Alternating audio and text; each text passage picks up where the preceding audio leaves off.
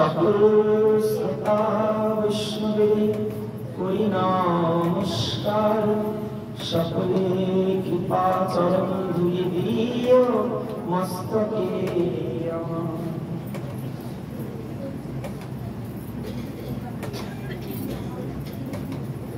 জয় গুরু।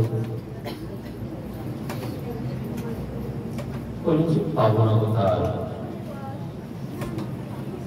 সর্বাবতার সারাৎসার ভগবান শ্রীকৃষ্ণ চৈতন্য মহাপ্রভুর অপার অনুকম্পা। কলিযুগ বিধৌত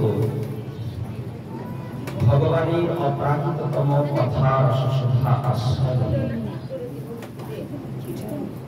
অষ্টপ্রধান গোস্বামী বর্গের অন্যতম শ্রী কৃষ্ণদাস কবিরাজ গোস্বামী পাদের অনুকম্পা। তার সৃষ্টি অমীয় গ্রন্থ চৈতন্য চরিতামৃত নামক সুধা গ্রন্থে রসস্বর গৌরহরির অপার অনুকম্পায় আমরা 7 দিবস ব্যাপী সে অপ্রাকৃততম কথা যোগে প্রবিষ্ট হওয়ার সুযোগ লাভ করেছি। সেই মহাপ্রভুর করুণায় আজ আমরা এই দিব্য ভাগবতীয় ধারার সপ্তম তথা বিশ্রাম দিবসের কথা মধ্যে প্রবেশ করতে চলেছি। বিগত 6 দিবস যাবৎ আমরা আস্বাদন করেছি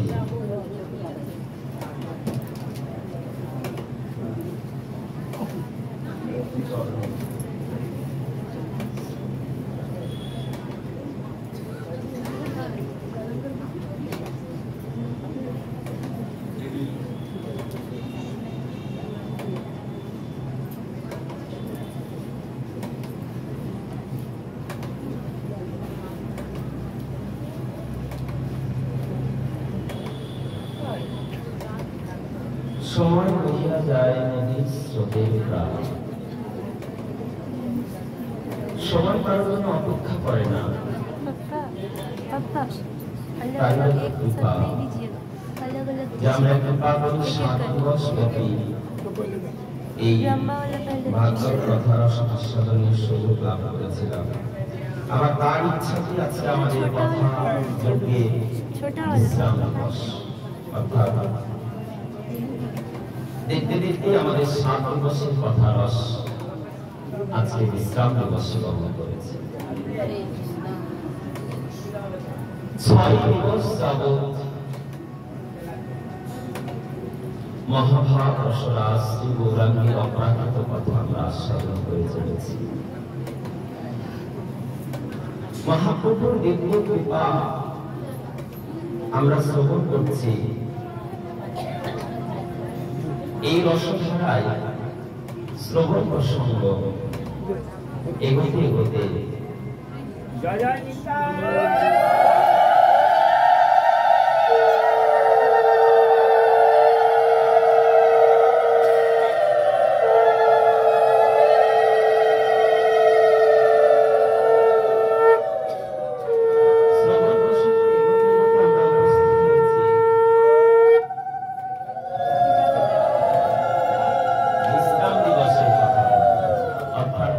যেখানে ভগবানের এই কথা ধারা বিশ্রাম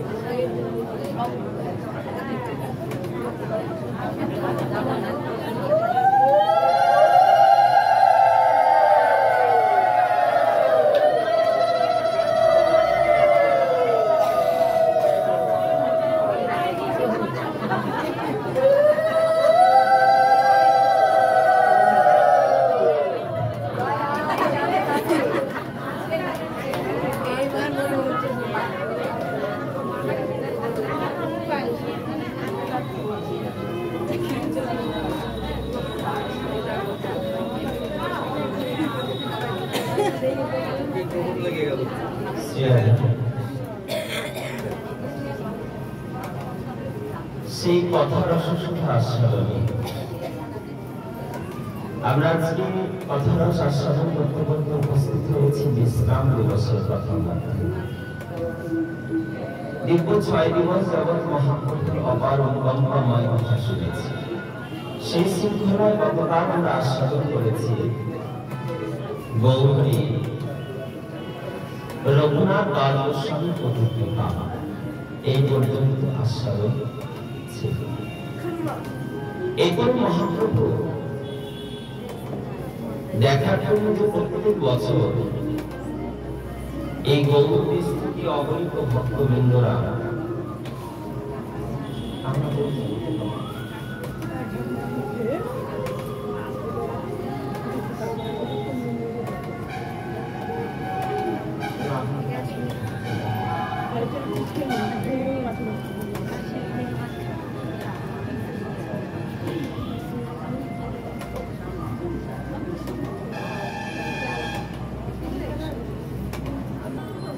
সর্বস্বয়ের অন্যতম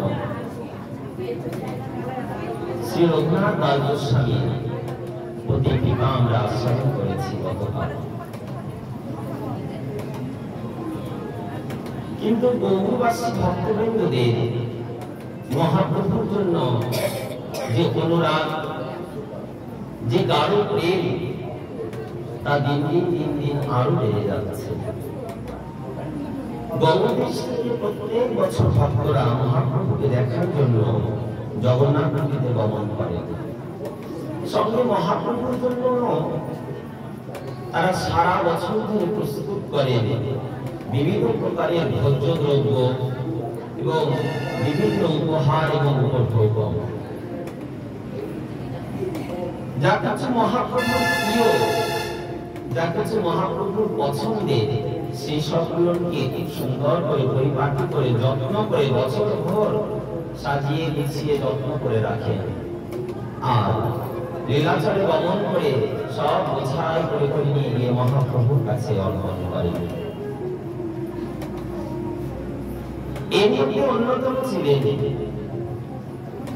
রাঘব পণ্ডিতের ভগিনী দয়নকে দেওয়া সেই ঝালির সাজ, যিনি রাঘবের ঝালি বলে বিখ্যাত। দয়নকে মহাপ্রভুকে বাৎসল্য রসে এমন ভালোবাসতেন যে সারা বৎসর ধরে মহাপ্রভুর জন্য বিভিন্ন প্রকারের ভোজ্যদ্রব্য উপভোগ প্রস্তুত করতেন তিনি।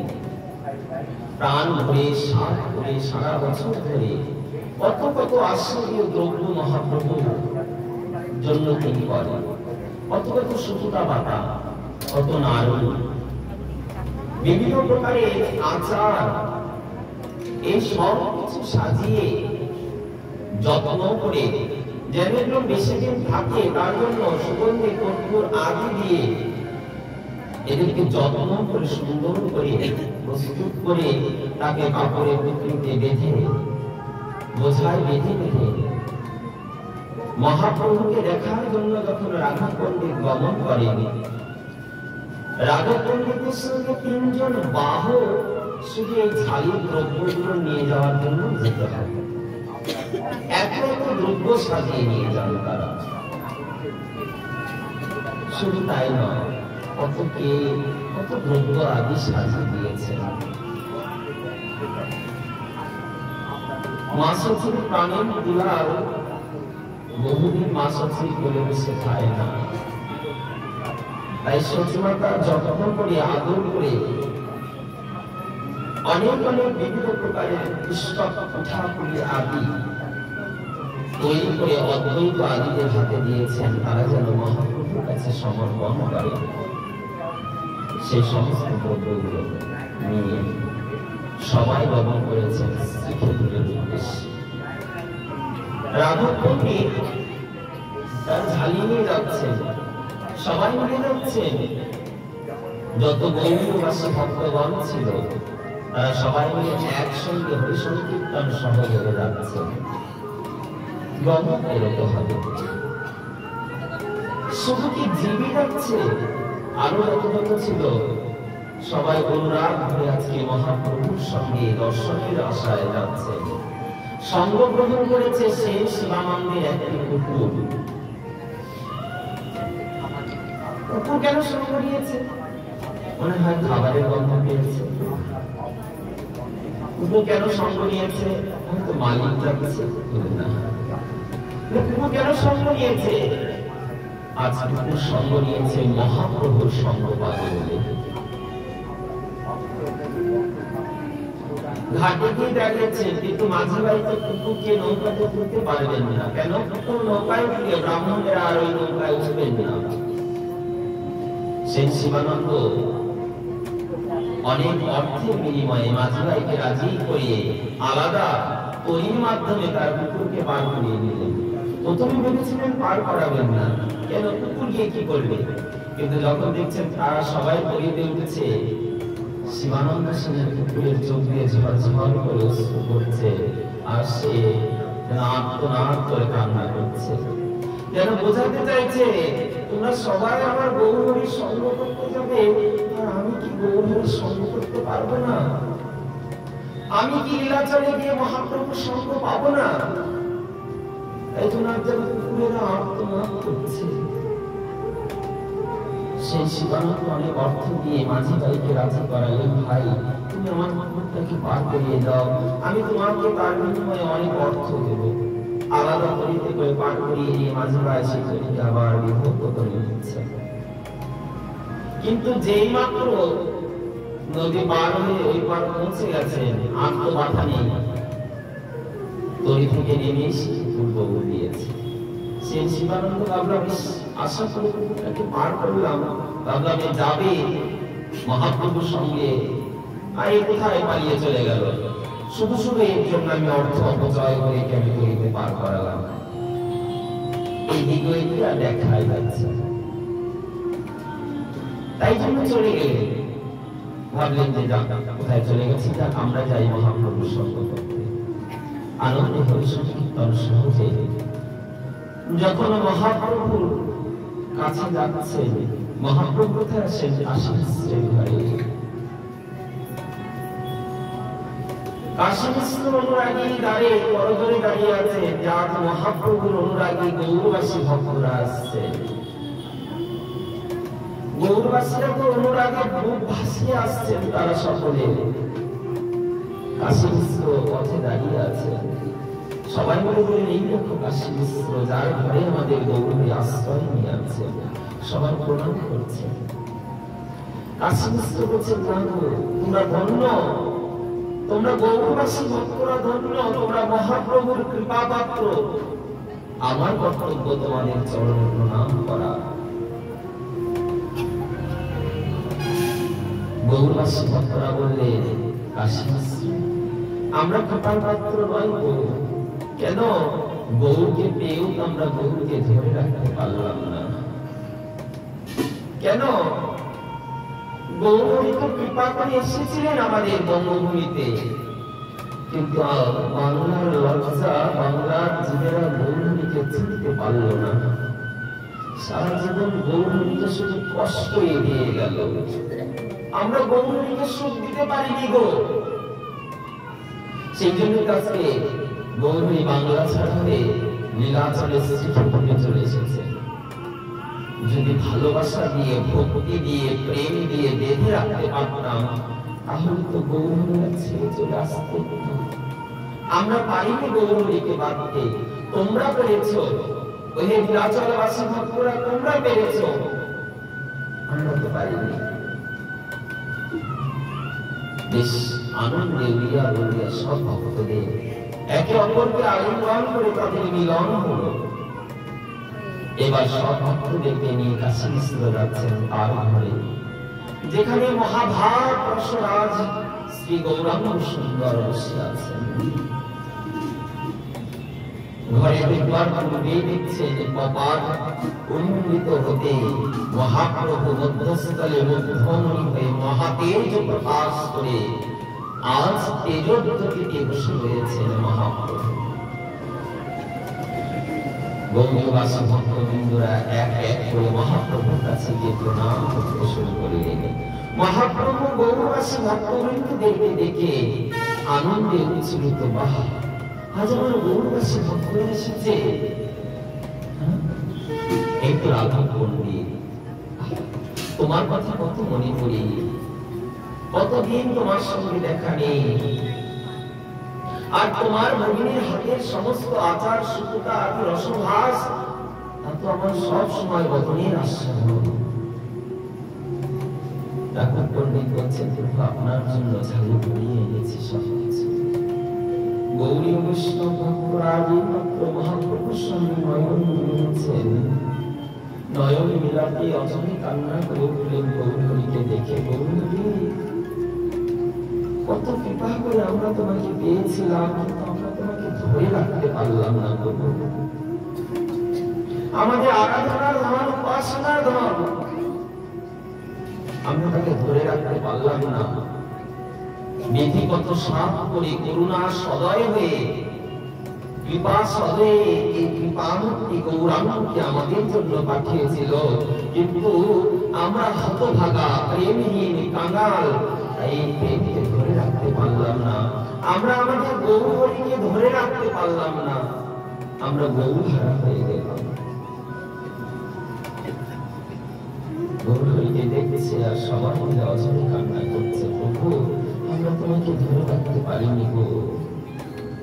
সবাই সারি সারি হয়ে বসেছে। মহাপ্রভু বলছেন, দেখি আমি আমার গৌরবাসী ভক্তদের বদন দেখি। সবাই আসছেন মহাপ্রভুর কাছে, কেউ বিষ্টক, কেউ পিঠে পুলি, কেউ নাড়ু, কেউ সন্দেশ, কেউ বিবিধ মিঠাই, কেউ রসভাস, যে যা এনেছে সবকিছু এনে মহাপ্রভুর পরে নিবেদন করছেন। প্রভু এতে যদি তোমার একটু বদনের রসভাস হয়। অনেকে অনেক কিছু উপঢৌকন নিয়ে নিয়ে এসেছেন মহাপ্রভুর জন্য। সবকিছুকে সারি সারি করে অজস্র সারিয়ে এনে মহাপ্রভুর কাছে নিবেদন করছেন। প্রভু এই দ্রব্য, এই উপঢৌকন আপনি গ্রহণ করুন। কত কত দ্রব্য, কত কত উপঢৌকন দিয়েছে, কিন্তু আজকে মহাপ্রভুর মন অনেকদিন পরে কাছে যেন খুঁজে বেড়াচ্ছে।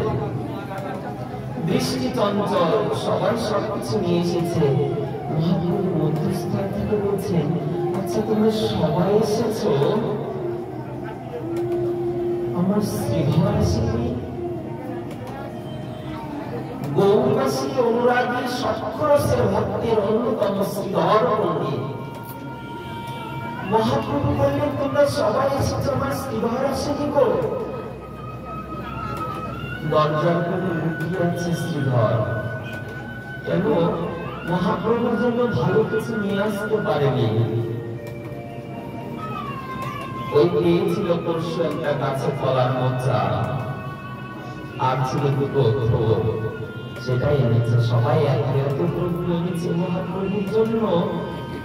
শ্রীধর মনে মনে ভাবছে, মহাপ্রভুকে আমার এই মোচা তোর আর গ্রহণ করবে? নবদ্বীপে কত খেয়েছে মহাপ্রভু, খেয়েছে কি কেড়ে নিয়ে গেছে আমার কাছ থেকে। যেই প্রভু নবদ্বীপে কাইয়া খাইতো মোর মোচা থোর, জন্মে জন্মে সেই প্রভু মোর হৃদয় চোর। সেই মহাপ্রভু নবদ্বীপে আমার কাছ থেকে কেড়ে কেড়ে নিয়ে যেত, কিন্তু আজ এত কিছু মহাপ্রভুর কাছে উপঢৌক, এখন কি আর মোচা থোর মহাপ্রভু আস্বাদন করবে? ভাবছে শ্রীধর, ভাবতে ভাবতেই মহাপ্রভুর ডাক পড়ে গেছে। সবাই এসেছে, আমার শ্রীধর আসেনি। শ্রীধর কই? দরজার মধ্যে লুকিয়েছিলেন। বললেন, প্রভু এই দিনাতি দীপ কাঙ্গাল কবি করে রয়েছে। ও শ্রীধর, সবাই এত কিছু এনেছে, তুমি আমার জন্য কিছু আনোনি? শ্রীধর বলছে, আমি তো কাঙাল দিনহীন, তোমার জন্য যে একটা মিষ্টি সন্দেশ কিছু আনবো এতটুকু যোগ্যতা আমার নাই গো প্রভু। ওই বনের শাক কচু মোচা থোর বিক্রি করে তো খাই, কোনদিন খাই, কোনদিন আবার উপবাসী যাই। প্রভু জন্য আমি কি আনবো? শ্রীধর, তুমি আমার জন্য মোচা তুলে আনবে? আজ কতদিন সেই মোচা তুলের স্বাদ আস্বাদন করে দিই। শ্রীধর, এখানে জগন্নাথ মন্দিরে 56 ভোগ অনেক খাই, অনেক রসাস্বাদন হয়, কিন্তু বিশ্বাস করো শ্রীধর, তোমার সপ্তরসের মোচাকর কচু শাক এর মতো স্বাদ আমি কোন কিছুর মধ্যে পাই না। শ্রীধর, তুমি আমার জন্য আনন্দ মোচাকর ভুলে গেছো? আমি নবদ্বীপে কিভাবে তোমার কাছ থেকে মোচাকর কেড়ে কেড়ে খেতাম। শ্রীধর বলছে, বলিনি প্রভু, কিন্তু ভাবছি তুমি কি আজও আমার এই মোচাকরকে আস্বাদন করবে? তুমি আজ কি আমার সেই মোচাকরের অপেক্ষায় থাকবে? তুমি তো লীলাচলে শ্রীক্ষেত্রে জগন্নাথে কত কত ভোগ্যদ্রব্য পাচ্ছ রোজ।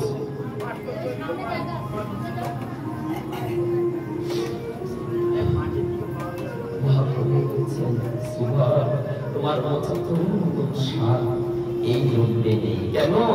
এর মধ্যে কাঙালের দৈন্যতা আছে, এর মধ্যে ভালোবাসা আছে, স্নেহ আছে, সখ্য রস আছে, দৈন্যতায়, দীনতায়, করুণায় পরিপূর্ণ আস্বাদন আছে, যেটা অন্য কিছুর মধ্যে নাই। ঐশ্বর্যের দ্রব্য ভালোবাসেন না মহাপ্রভু।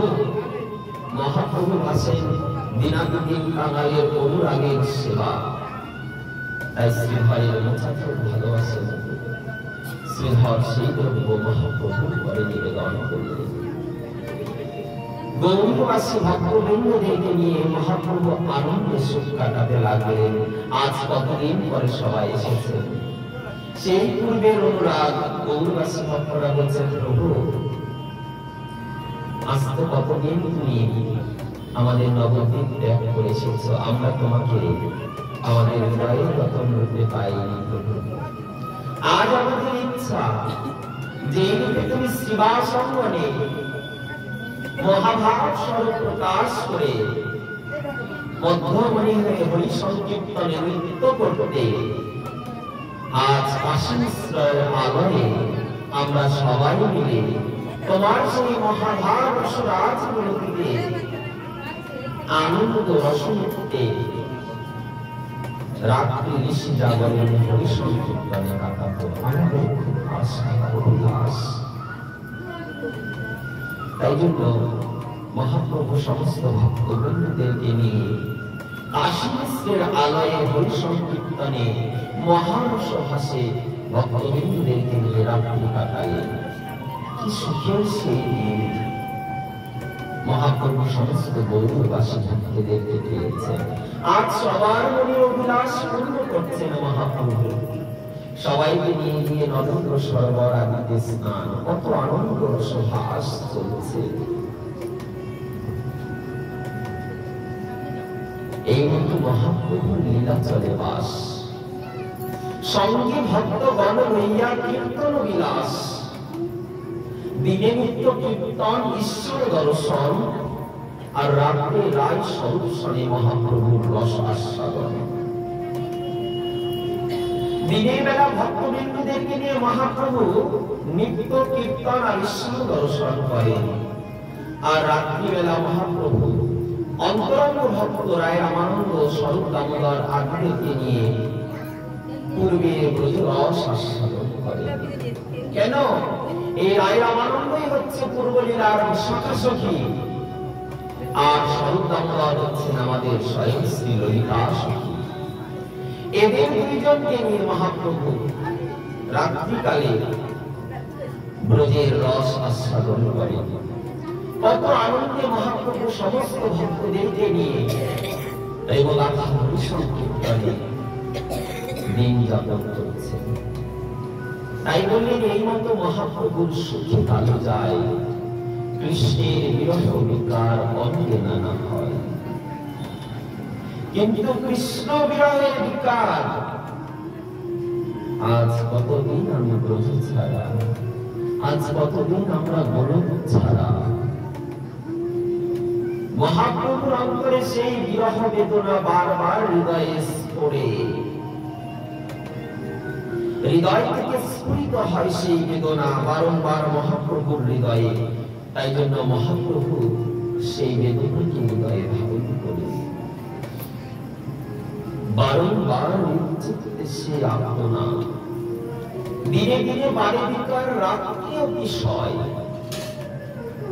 যত দিন যাচ্ছে মহাপ্রভুর হৃদয়ে বিকারটা যেন বেড়েই যাচ্ছে। রাত্রে অতিশয় কি করেন মহাপ্রভু?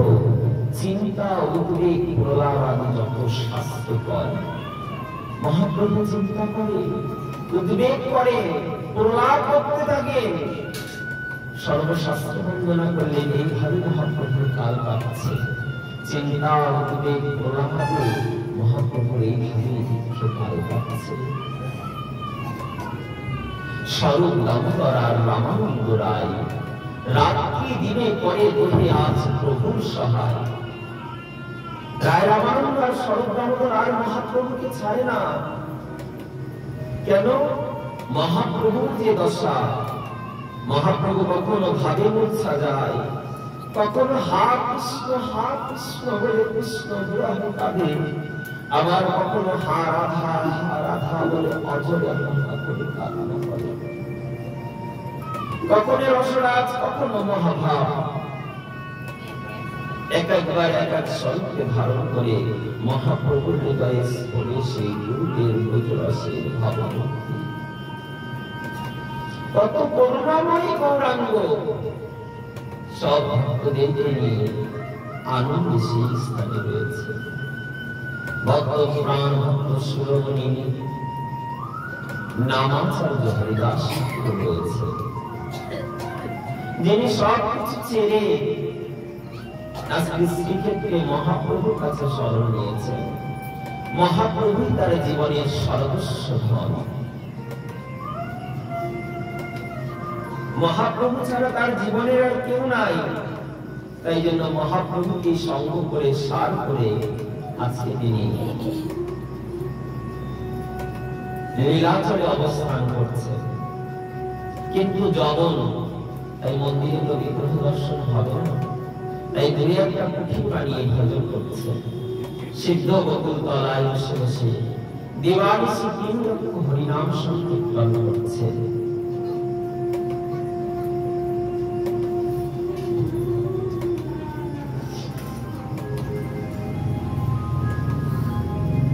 কিন্তু যখন মহাভাব রসরাজ মহাপ্রভুর সেই ভাব দিন দিন বাড়ছে, তখন কি করবেন? ভক্তদের কাছে অনুরোধ, আপনারা একটু করে এগিয়ে আসুন, যাদের একটু জায়গা হবে সামনে ফাঁকা জায়গা গ্রহণ করে আসুন। ভক্তদের বসার একটু জায়গা দেখে একটু সবাই এগিয়ে আসুন। আজকে বিশ্রাম দিবস শেষ, একটু জায়গা করে সবাই এগিয়ে বসে বসে ভক্তদের সুযোগ করে দাও। বিশ্রাম দিবসে সবাই যেন গৌরীর কথা আস্বাদন করতে পারে, মহাপ্রভুর কথা শুনতে পারে। একদিন করে করে সবাই এগিয়ে আসে ভক্তদের জায়গা করে।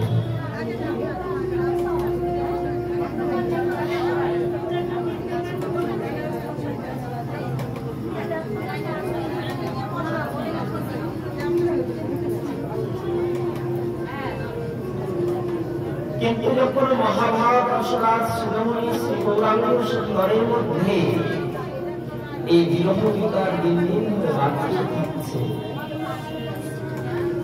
হরিদাস ভাবছে আমার তো জীবনে কেউ নেই।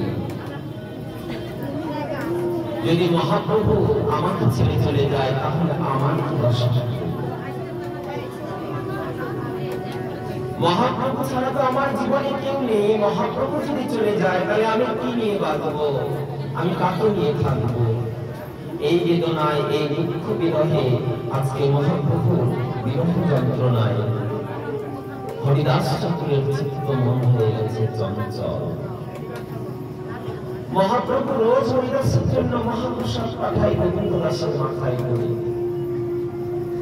সেই প্রসাদ আস্বাদন করেন। কিন্তু আজকে সেই মহাপ্রসাদ পাঠালেও প্রসাদ আস্বাদন করতে ব্যর্থ হচ্ছে। চিত্তমন চঞ্চল। কবিরাজ গোস্বামী পাঠ ব্যাখ্যা করছেন, দেখো একদিন গোবিন্দ দাস মহাপ্রসাদ আমার হরিদাসকে দিতে গিয়ে পাইলেন আনন্দিত হইয়া। মহাপ্রভু করুণার সিন্ধু সার, তার কৃপা প্রসাদ প্রাপ্তির জন্য এসেছে, কিন্তু প্রসাদ আস্বাদিত করে করুণা দিয়ে দিচ্ছেন না। কি করুণা চৈতন্য!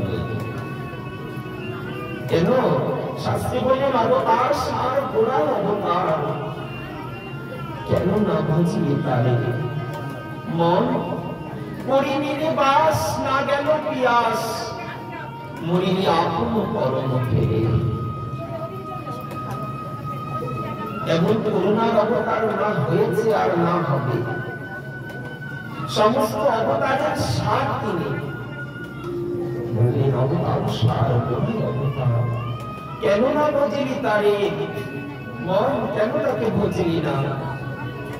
এত করুণা মুক্তি কৃপা মুক্তিকে লাভ করে সেই কৃপাকে ধরতে পারলেন না, হারিয়ে ফেললে আরাধনার ধনকে।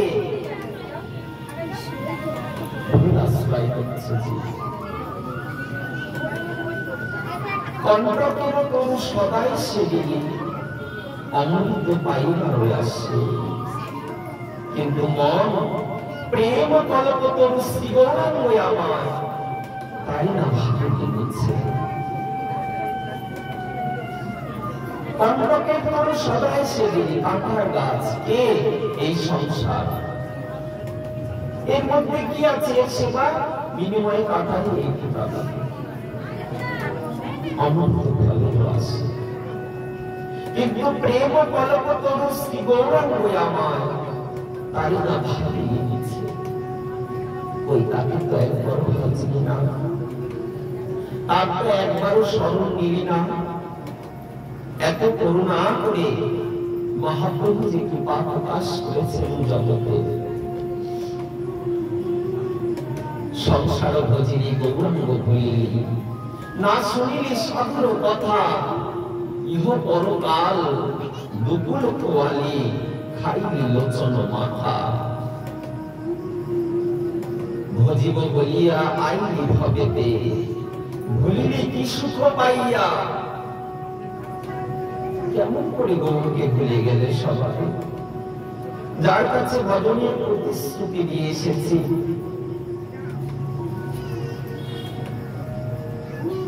শীতল জানিয়া আমন পোহালি, পাইনি বড় যোথা। এই জগতে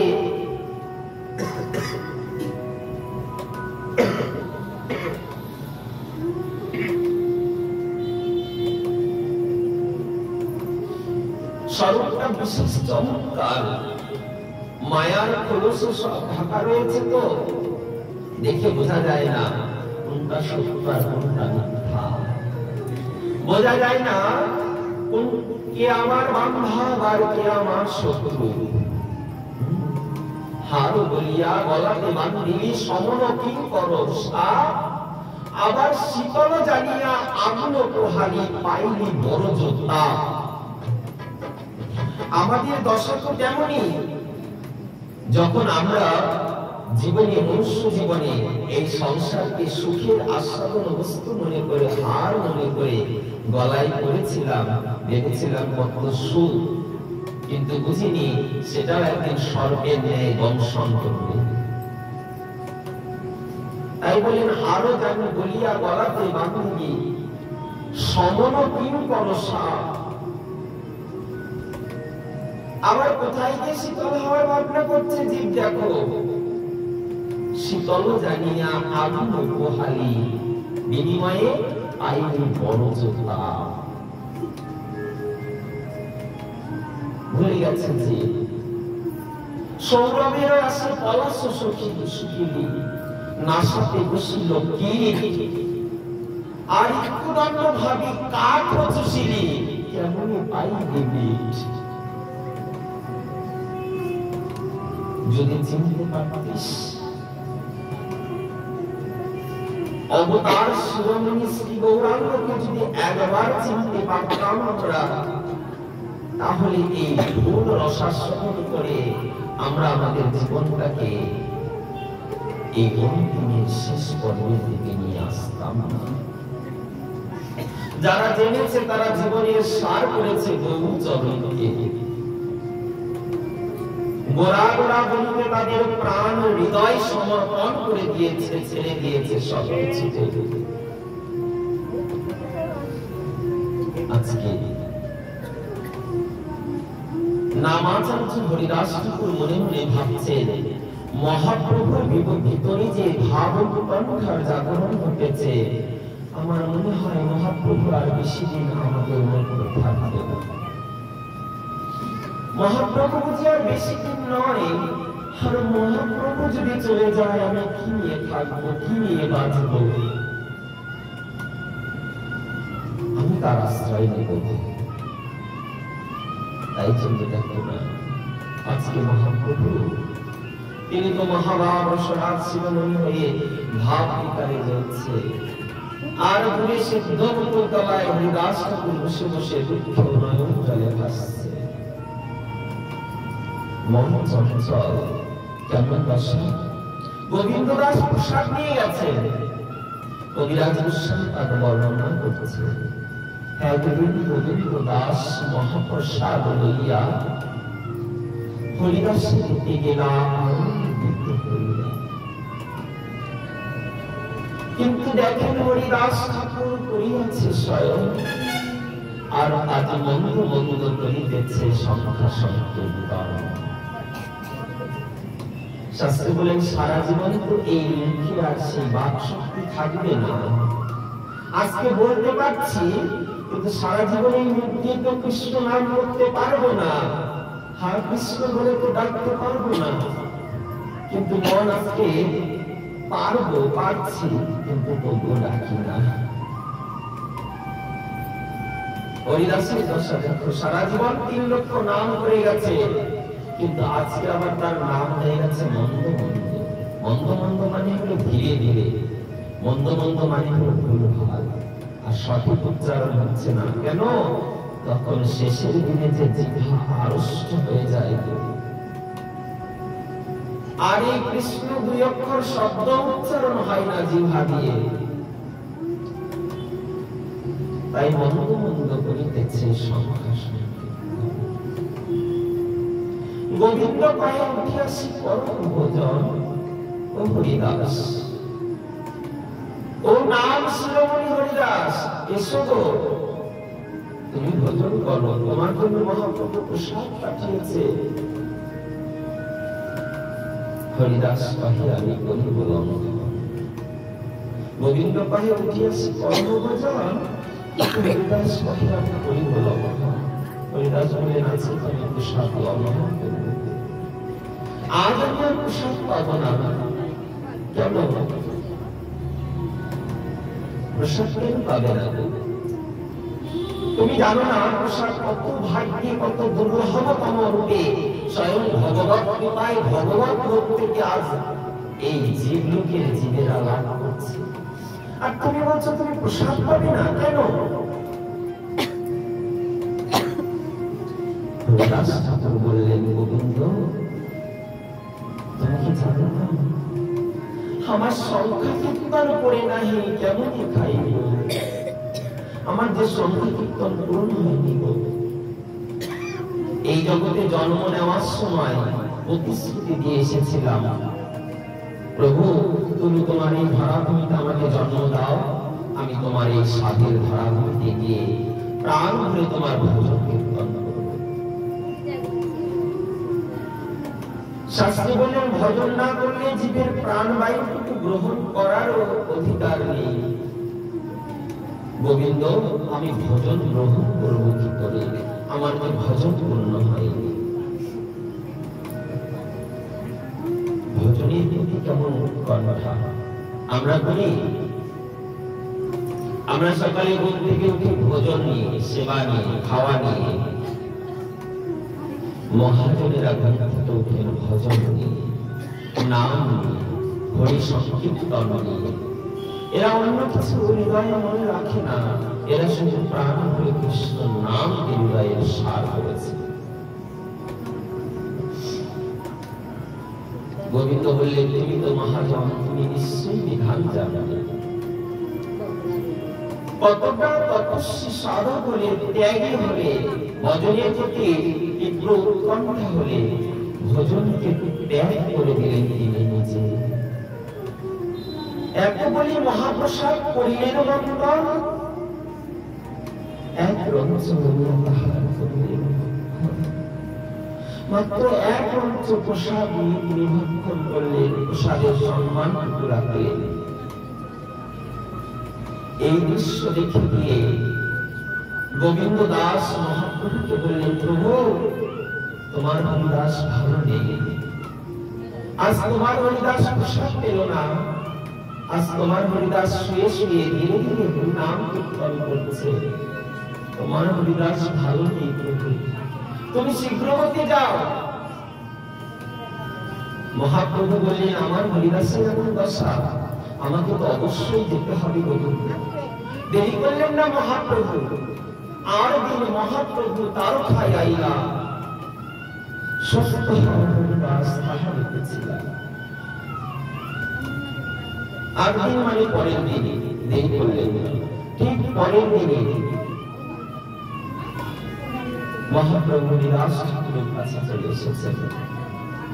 আর সুস্থ হরিদাস তাহা দেখেছিলাম। হরিদাস সুস্থ নমস্কার করিতে শরীর সুস্থ, মন অসুস্থ, বুদ্ধি আর মন।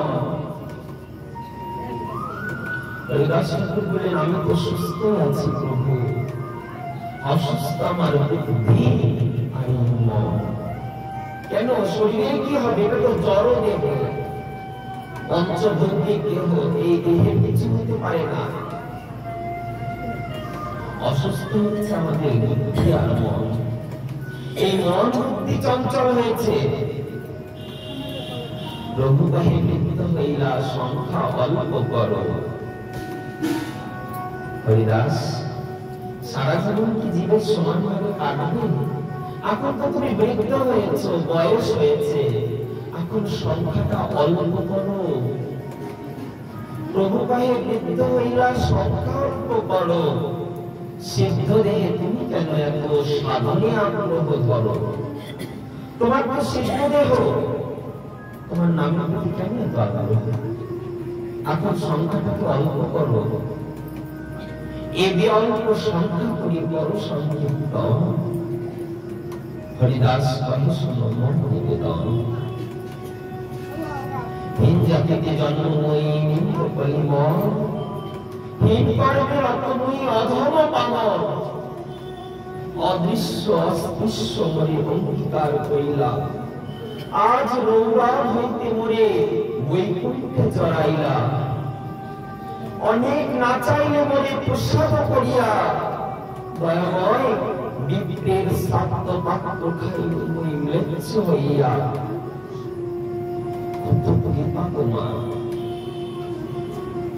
আমার মতন প্রতীককে কাঙালকে তুমি কৃপা করেছ, আমার মতন দিনহীন জনকে তুমি করুণা করেছ।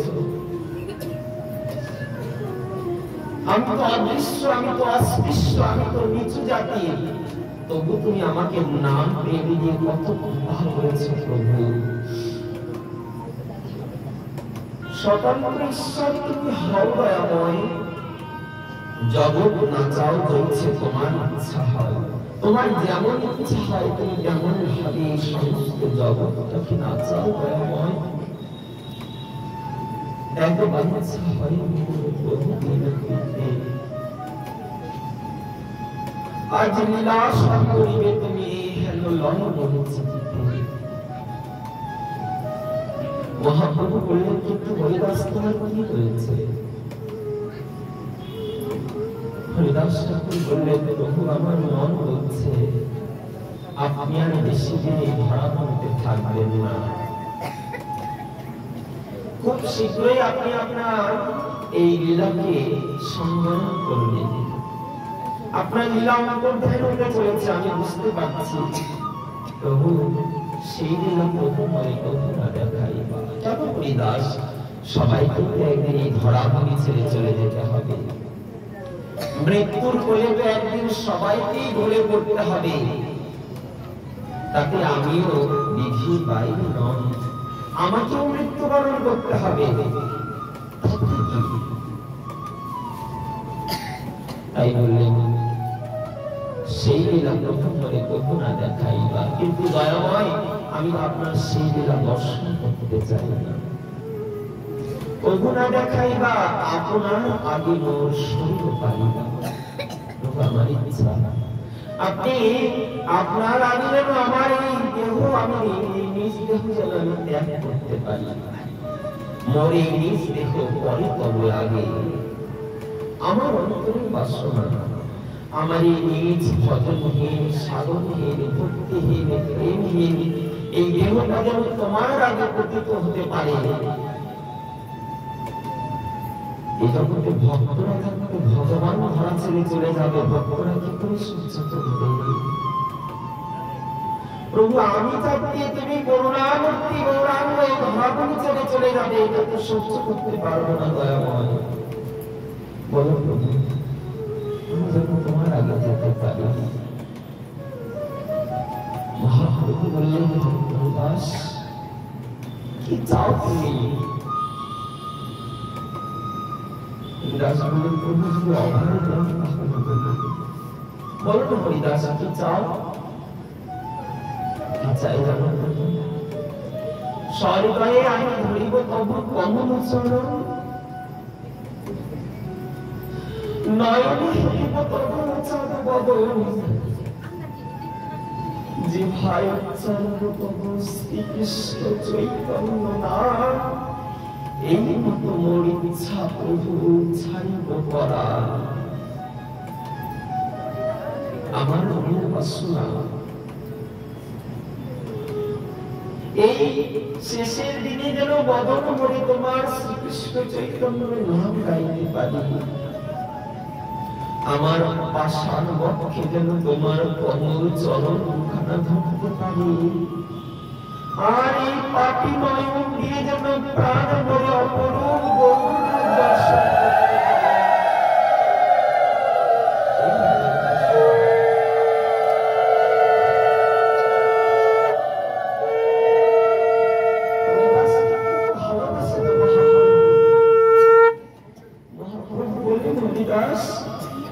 তোমাকে পূর্বেও বলেছিলাম, যখন আমি অদ্বৈত ভবনে মহাভাব স্বরূপ হয়েছিলাম তখন তোমায় বলেছিলাম বলো হরিদাস তুমি কি চাও? হরিদাস ঠাকুর বললেন প্রভু কি চাইবে? তুমি যে কৃপা করে এত যোগ্য করুণার জন্মটা দিয়েছ এটাই তো অনেক।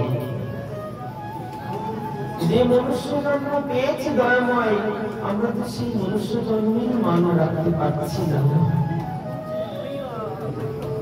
তুমি কৃপা করে চক্ষু দিয়েছ, তবুও তোমার অপরূপ রূপ দেখাতে রুচি হয় না। তুমি কৃপা করে জিহ্বা দিয়েছ, তবু এই জিহ্বায় কৃষ্ণ নাম হয় না। তুমি কৃপা করে হস্ত দিয়েছ, তবু এই হাত দিয়ে তোমার সেবা হয় না। তুমি কৃপা করে চরণ দিয়েছ, তবু তোমার সৎসঙ্গে যাওয়ার আমার সময় হয় না। কি চাই পাবে? তুমি তো সব দিয়েছ দয়াময়, তুমি তো সব দিয়ে পূর্ণ করে দিয়েছ আমাকে। বলো না হরিদাস আমি মহাভাব স্বরূপ পেয়েছি, তুমি যা চাইবে আমি তাই তোমাকে দেব। আমি যে প্রতিশ্রুতি নিয়েছি আমি সবাইকে বরদান করব, সবাইকে দান করব। প্রভু দিতে চাও? তোমার যদি দেওয়ার একান্ত ইচ্ছা থাকে গৌরী, এই কৃপা করো। যদি আবার ধরায় কখনো জন্ম হয় তখন করে ভক্ত দ্বারে কুকুর করে আমাকে জন্ম দিও প্রভু। ভক্তের দ্বারে বসে করিব আমি শ্রবণ কীর্তন, ভক্তের দ্বারে বসে করিব আমি উচ্ছিষ্ট সেবন। তবে যদি আমার অন্তে আমার মধ্যে কৃষ্ণ অনুরাগ জাগে, আমি তো ভক্তিহীন প্রেমহীন নিরস নিথর, কিছু চাই না প্রভু। তোমার কাছে এই নিবেদন করা হয়, আমাকে আবার যদি ধরাতে জন্ম দাও। আমাকে কোনো ভক্ত বৈষ্ণবের দাঁড়িয়ে করে জন্ম দিও। সাক্ষাৎ মহাভাব স্বরূপ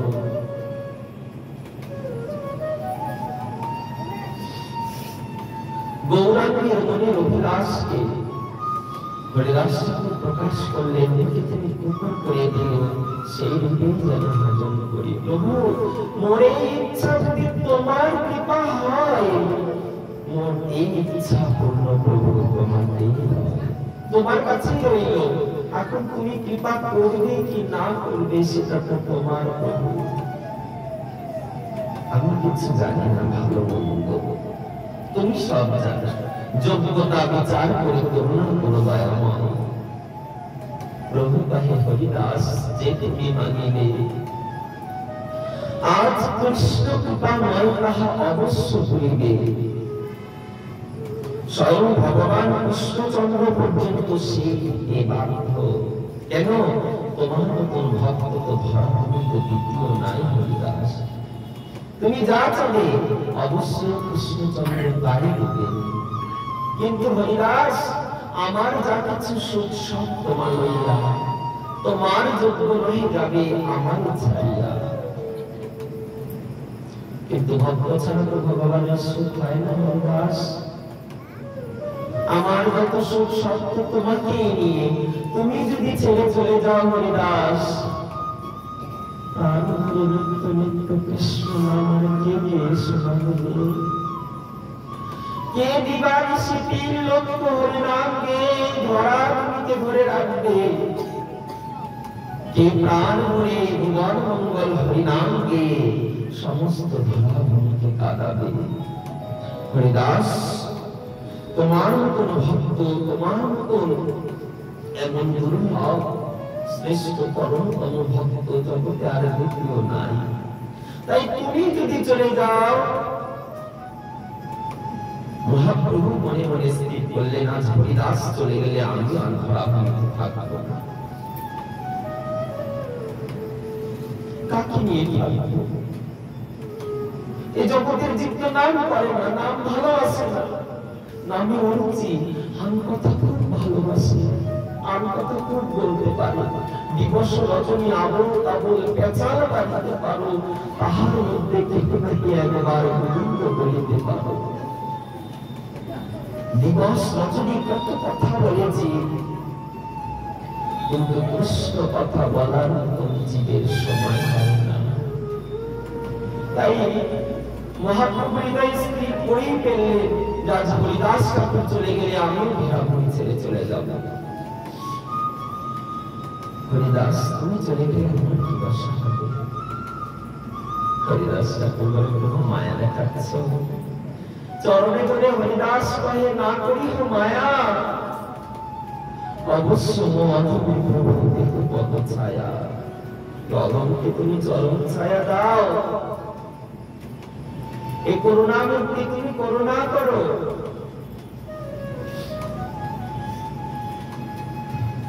তোমার আমার শিরোমণি কত শত মহাশয়, তোমার লীলার সহায় প্রভু কোটি কোটি ভক্ত হয়। আমার হলো যদি এক কীট মরি গেলাম, এক পিপিলিকা বইলে পৃথিবীর কাহানি হইল। আমি তো একটা কীট, পোকা, আমার তো এই জগতে কোনো অস্তিত্বই নাই। আমার থেকে শিরোমণি কত শত মহাশয়েরা রয়েছে, তোমার লীলার সহায় তো কোটি কোটি ভক্ত আছে। আমার মধ্যে একটা কীট মরে গেলে কি হবে? কিছুই হবে না। তুমি কৃপা করে অনুমতি দাও, আমি যেন হাসতে হাসতে তোমাকে দেখতে দেখতে তোমার অমৃতময় শ্রীকৃষ্ণ চৈতন্য নাম গাইতে গাইতে এই ধরাভূমি থেকে যেতে পারি। মহাপ্রভু বুঝলেন, হরিদাস যখন একবার হৃদয়ে স্থির করেছে যাবে, আমার শক্তি নেই আর তাকে ধরে রাখার। আলিঙ্গন করে গেলেন, বেশ হরিদাস, তোমার ইচ্ছাই হবে, আমি শীঘ্রই তোমার সেই বাসনা পূর্ণ করব। আশ্বাস দিয়ে গেলেন। মধ্যাহ্নগরিতে সমুদ্রে গিয়ে স্নান করে জগন্নাথ মন্দিরে জগন্নাথ দেখে প্রসাদ পেয়ে মহাপ্রভু চলে গেলেন গম্ভীরায় গিয়ে মহাপ্রভু তার শয়ন কক্ষের কপাট করে দিলেন। সেই দিন সারা রাত্রি ধরে আর মহাপ্রভু দরজা খুললেন না। অগণিত ভক্তরা বারংবার এসে দরজায় কড়া নাড়ছে, ও গৌর সুন্দর, কি গো আজ তুমি একাকি দরজা বন্ধ করে দিয়েছি?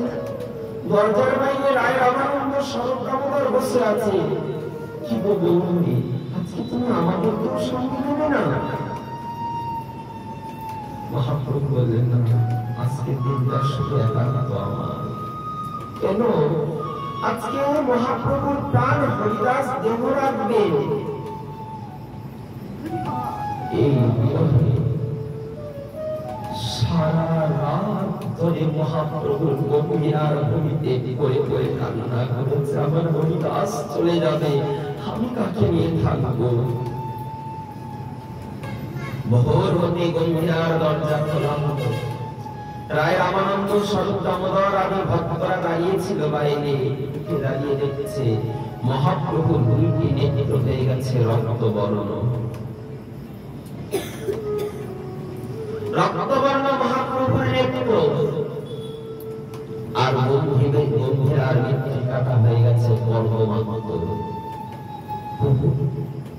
তোমার চোখগুলো রক্তবর্ণ, সারা গম্ভীর মেঝেটা এখন পর্বমান্ত কেন? ও প্রভু, তুমি কি সারা রাত বসে বসে কেঁদেছো? সঙ্গে সঙ্গে মহাপ্রভু রায় রামানন্দের কণ্ঠটা চেপে ধরে বললেন, রায়, আমার প্রাণ, আমার হরিদাস চলে যাবে। রায়, হরিদাস চলে যাবে আমাকে ছেড়ে, আমি কি নিয়ে থাকবো? হরিদাস যে আমার প্রাণ, হরিদাস যে আমাদের হৃদয়ের লিঙ্গ, তাকে ছেড়ে কি করে বাঁচবো? রায় রামানন্দ স্বরূপ দামোদর সমস্ত ভক্তকে বললেন, ভক্তরা চলো, আজ আমার হরিদাসের বিদায়ের পালা। ভালো ভালো হরিদাসকে বিদায় দিই, তারপরে আমিও ধর্মগুরু থেকে হাসতে হাসতে যাবো, আমার আর কোনো দায়িত্ব নাই। কেন? হরিদাস আমাকে সর্বস্ব জেনে আমার হয়ে আমার জন্য অপেক্ষা করে, বাকি তো জগতে কেউ অপেক্ষা করে না আমার জন্য। হরিদাস অপেক্ষা করছে, কিন্তু আমার শেষের দিনে কি হবে? আমাকে কে করবে? আমার শেষ কৃত্য কে করবে? জগতে অপেক্ষা করে, তারা তো নিজেরা সব ভেবে রেখে দিয়েছে।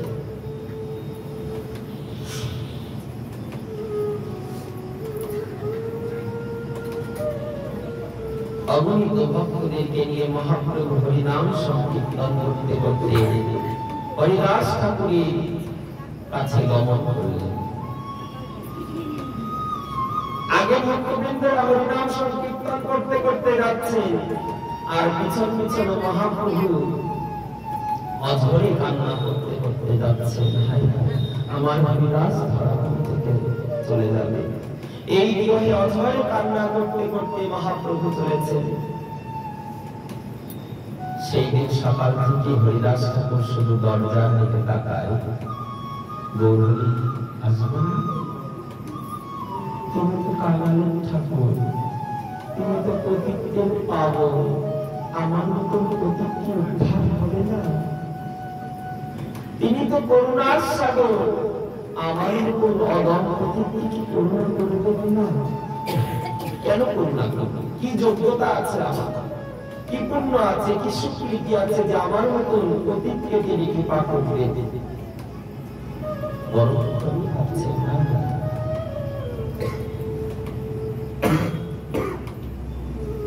তিনি তো দয়ার শিরোমণি, তিনি তো এই ভাব দেখে, কৃপা দেখে, যোগ্যতা দেখে বিচার করে কৃপা করেন না, অযাচিত কৃপা করেন সবাইকে।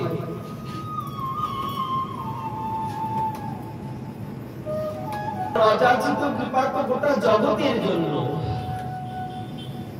তিনি তো করুণায় অবতরী হয়েছেন এই পতিত পাষণ্ডদেরকে উদ্ধার করতে। তো আমারও কোনো পাষণ্ড কি কৃপা পাবে না? ঠিক কৃপা পাবেন, গৌরী আসবে। দেখছেন অগণিত ভক্তরা হরিসংকীর্তন করতে করতে তার মধ্যে আসছে। হরিদাসের নয়ন দুইখানা শুধু খুঁজে বেড়াচ্ছে মহাপ্রভু কই। মহাপ্রভুকে দেখা যাচ্ছে না। ও তাহলে বুঝি আমি পতিত বলে, আমি কাঙাল বলে মহাপ্রভু আমাকে আর কৃপা করবেন না। ঠিক আছে, অযোগ্য কেন কৃপা করিবে? আমি তো যোগ্য নয় কৃপা লাভ। বেশ, ঠিক আছে, যা তোমার ইচ্ছা প্রভু। কিন্তু যখন কাছে চলে এলেন সব ভক্তরা এসে দাঁড়িয়েছে। মহা হরিনাম সংকীর্তন করে ভক্তরা সম্মুখে যখন এসেছেন, ভক্তরা সরে যেতে মাঝখান থেকে সজল নেত্রে মহাপ্রভু এসে হরিদাসের সম্মুখে এসে উপস্থিত হয়েছে। হরিদাসের আগে আসি প্রভু লীলাদর্শন। আজ হরিদাস বন্দিল প্রভু আর বৈষ্ণবদের চরণ। সমস্ত প্রভু বৈষ্ণবদের চরণ বন্দনা করলেন। এইবার মহাপ্রভু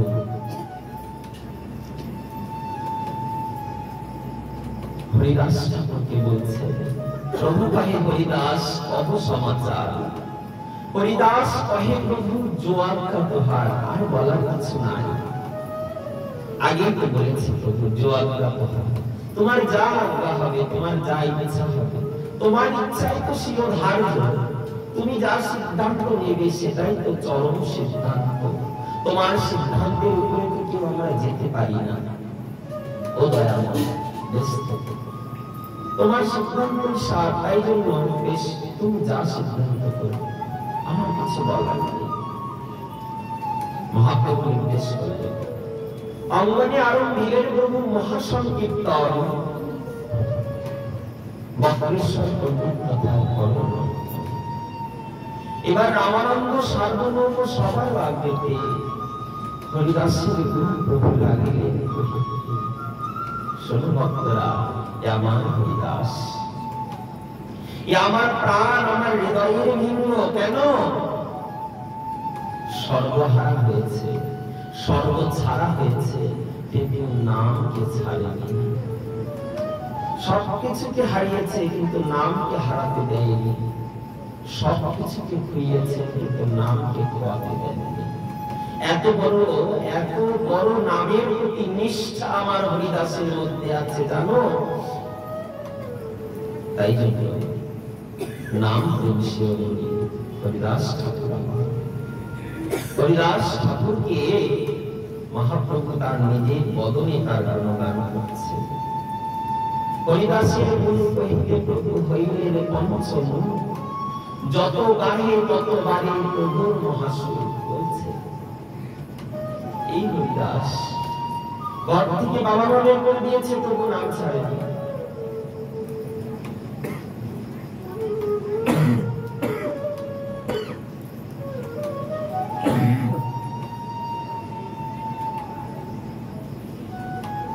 সমাজ থেকে সমাজপতিরা বের করে দিয়েছে, তবু নাম ছাড়েনি।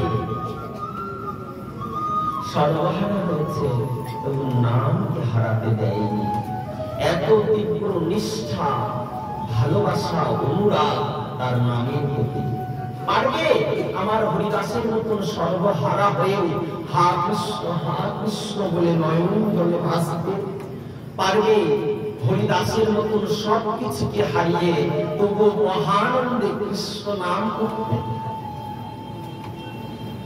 হরিদাসের গুণ সবার বিস্মৃত হইল মন। সব ভক্ত মিলে বন্দী হয়েছে আমার হরিদাসের চরণ। সবাই বললেন, এমন ভক্ত তো জগতে হয় না। সবাই মিলে হরিদাসের চরণ বন্দনা করলেন। কিন্তু হরিদাস বললেন, প্রভু আমার আর সময় নেই, এবার আমাকে বিদায় নিতে হবে। হরিদাস নিজাগ্রতে প্রভুকে বসাইল। দুই নেত্র ভঙ্গ করি প্রভু রুক্ষ পথে দিল। সহৃদয়ে আমি ধরিল প্রভুর কমল চরণ।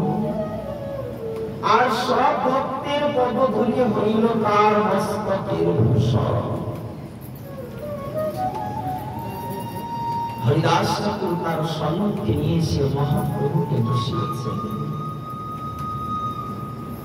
আর দুই নেত্রকে ভিন্ন করে মহাপ্রভুর মুখপত্রে চেয়ে রয়েছেন।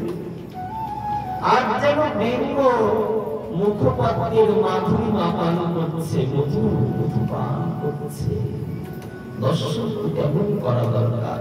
ভৃঙ্গের মতন, ভৃঙ্গ যেমন মধু পান করে, তাই মধু পান করছে। আর কি করছে? মহারাজ অনুরাগী আজকে সমস্ত ভক্তদের চরণ ধরে মাথায় মুকুট করলেন। কেন?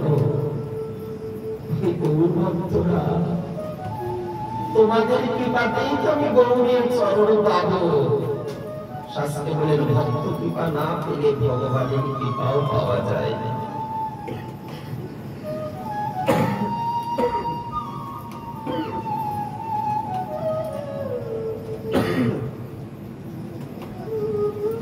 আগে জগতে ভক্ত কৃপা ভীষণ প্রয়োজন। ভক্ত পদ ধুলি আর ভক্ত পদ জল, ভক্ত ভক্তে অবশেষ এই দিনের মহাবল। তাই ভক্তদের চরণ ধুলি মস্তকে ভূষণ করলেন, মাথার মুকুট করলেন, মাথায় ধারণ করলেন। ভক্তের চরণ ধুলি আমার মস্তকের ভূষণ করো। গৌরাঙ্গ আমার জন্মে জন্মের হৃদয়ের রতন হোক। হৃদয় বিহারী গৌর আমার হৃদয় নিত্য বিহার করো। গৌরের চরণ খানা হরিদাস ঠাকুর তার বক্ষে জড়িয়ে ধরেছে।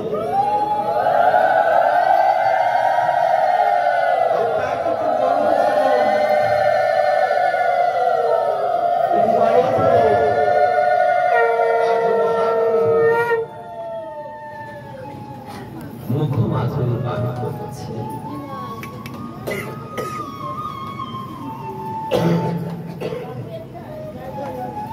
আজ শ্রীকৃষ্ণ চৈতন্য নাম কহে বারবার।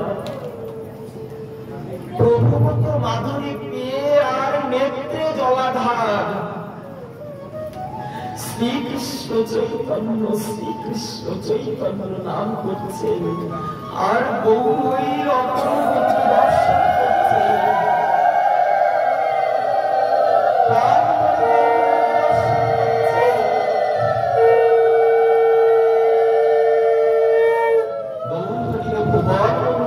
দর্শন করছেন হরিদাস ঠাকুর।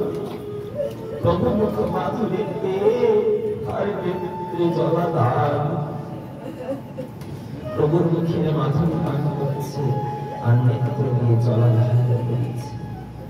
আজ শ্রীকৃষ্ণ চৈতন্য নাম করিতে উচ্চারণ। নামের সহিত প্রাণ হইল কাম তাই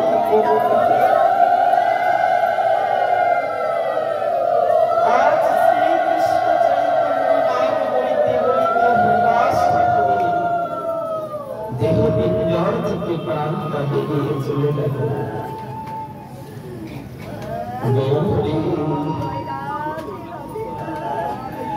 তার চরণকে হৃদয় ধারণ করে কত ভাগ্য হরিদাসের।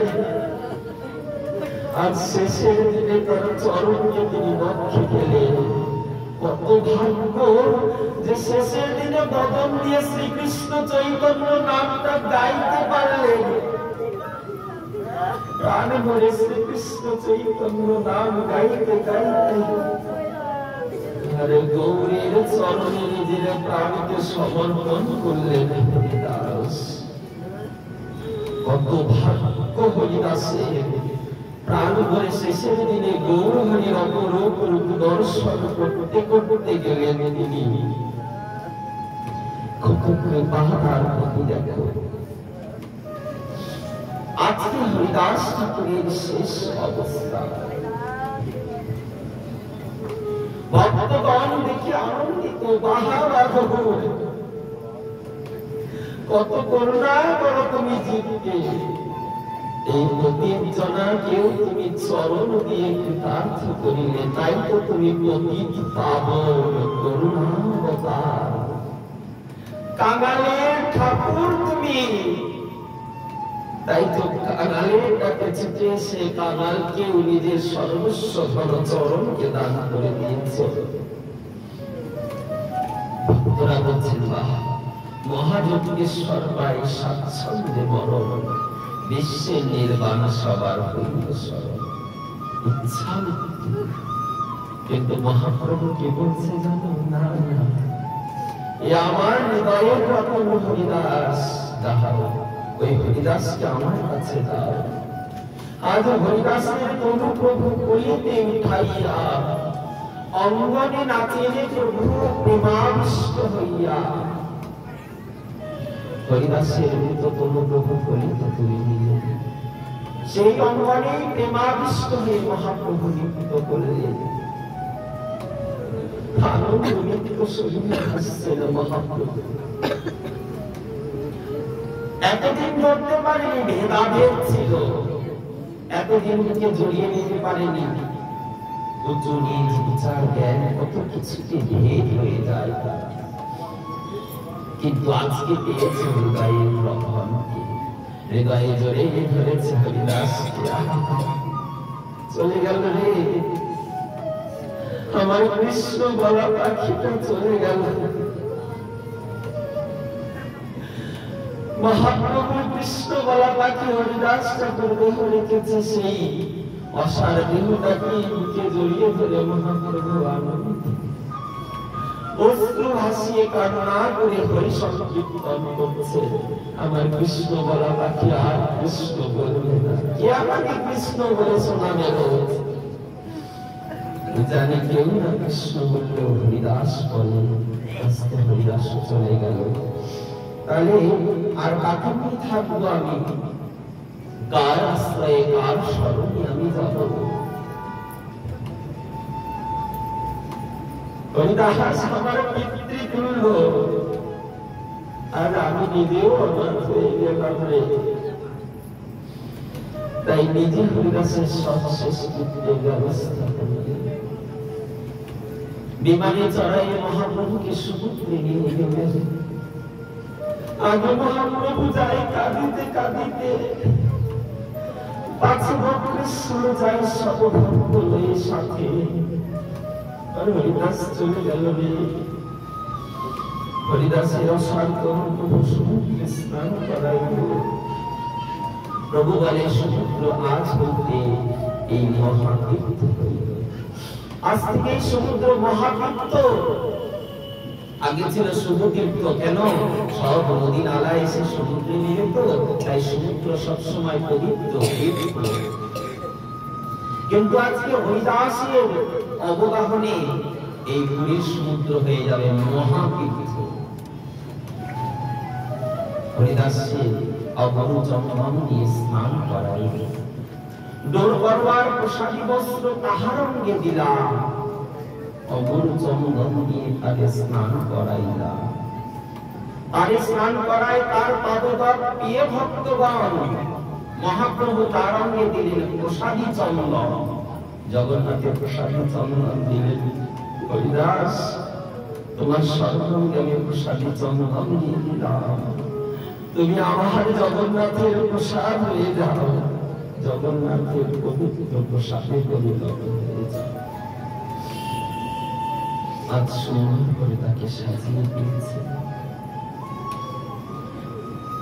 ডোর করবার প্রসাদী বস্ত্র তার অঙ্গে দিলা, বালুকায় গর্ত করে আজ তাহার শোয়াইলা। বালুকায় গর্ত করে প্রেমে ধরে প্রেম গৌর হরি আমার তাকে শুয়ে দিয়েছে। হরি বল বলে গোড়ায়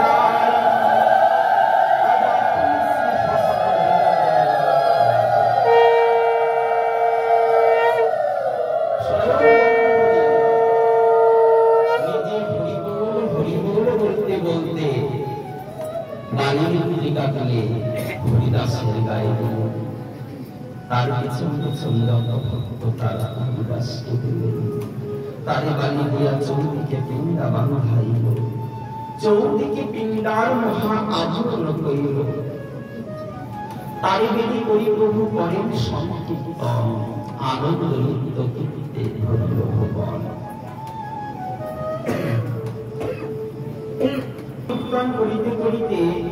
সমস্ত ভুবন হয়ে গেল। ভুবন মোহন হরিনাম সংকীর্তনে সমস্ত জগৎকে মুখরিত করে আজকে মহাপ্রভু ভক্তবৃন্দদেরকে নিয়ে সমুদ্রে স্নান করে হরিদাসের সমাধি মন্দির পরিক্রমা করে জগন্নাথ মন্দিরের উদ্দেশ্যে গমন করলেন। আমার হরিদাসের তো জগতে কেউ নাই, হরিদাসের শেষ কৃত্য কে করবে? আমার হরিদাসের আমি ছাড়া তো আর কেউ নাই, তাহলে হরিদাসের শেষ কৃত্য তো আমাকেই করতে হবে। কিন্তু আমি কি করে করব? আমি তো সন্ন্যাসী, তাতে সমস্যা কিসের? চিন্তা নেই, একটা আছে, সন্ন্যাসীর সম্বর হলো ভিক্ষা। অযাচক বৃত্তিতে জীবন কাটায়, কোনোদিনও কারো কাছে কিছু মেনেছে খাইনি। কিন্তু জগৎ সাক্ষী থাকবে, আমার ভক্ত হরিদাসের জন্য আমি আঁচল পেতে পেতে ভিক্ষা চেয়ে বেড়াবো।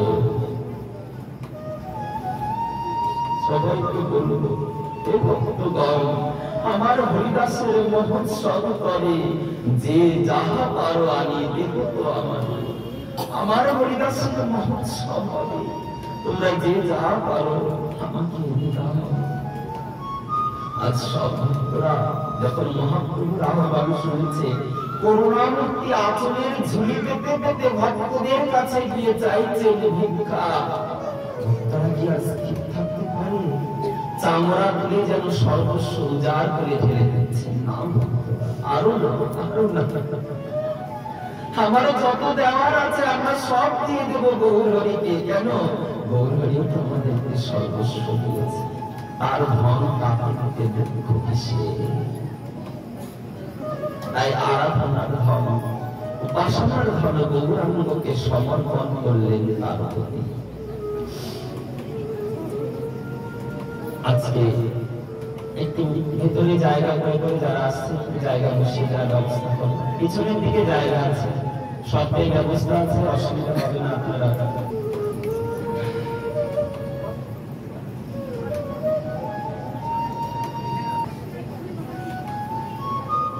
আজ মহাপ্রভুর আহ্বানে সবাই সব উজাড় করে দিচ্ছে, কিন্তু বলছেন ভক্তবৃন্দরা এত উজাড় করে দিলে তো এত ধন আমরা নিতে পারবো না, এত ধন নিয়ে আমরা রাখবো কোথায়?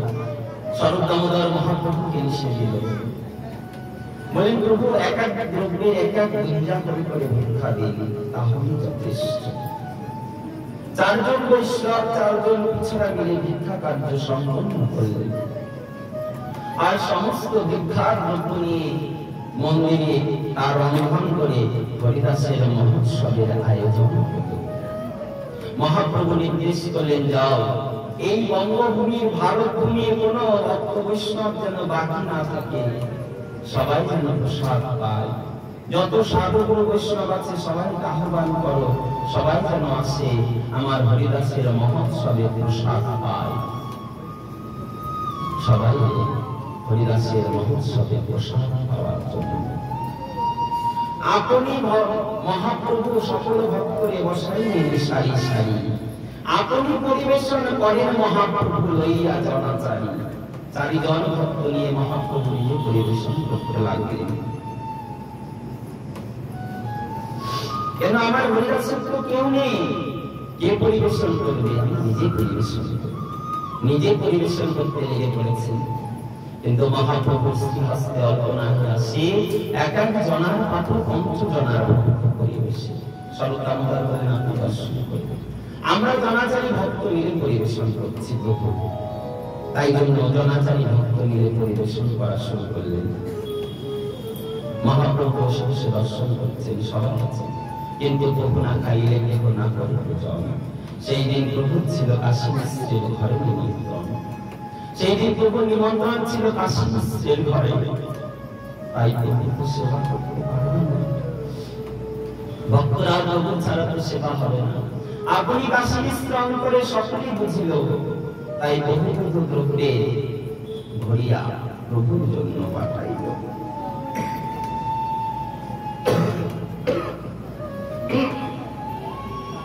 বহুবিধ ভোগ্যদ্রব্য নিয়ে তার জন্য পাঠিয়ে দিলেন।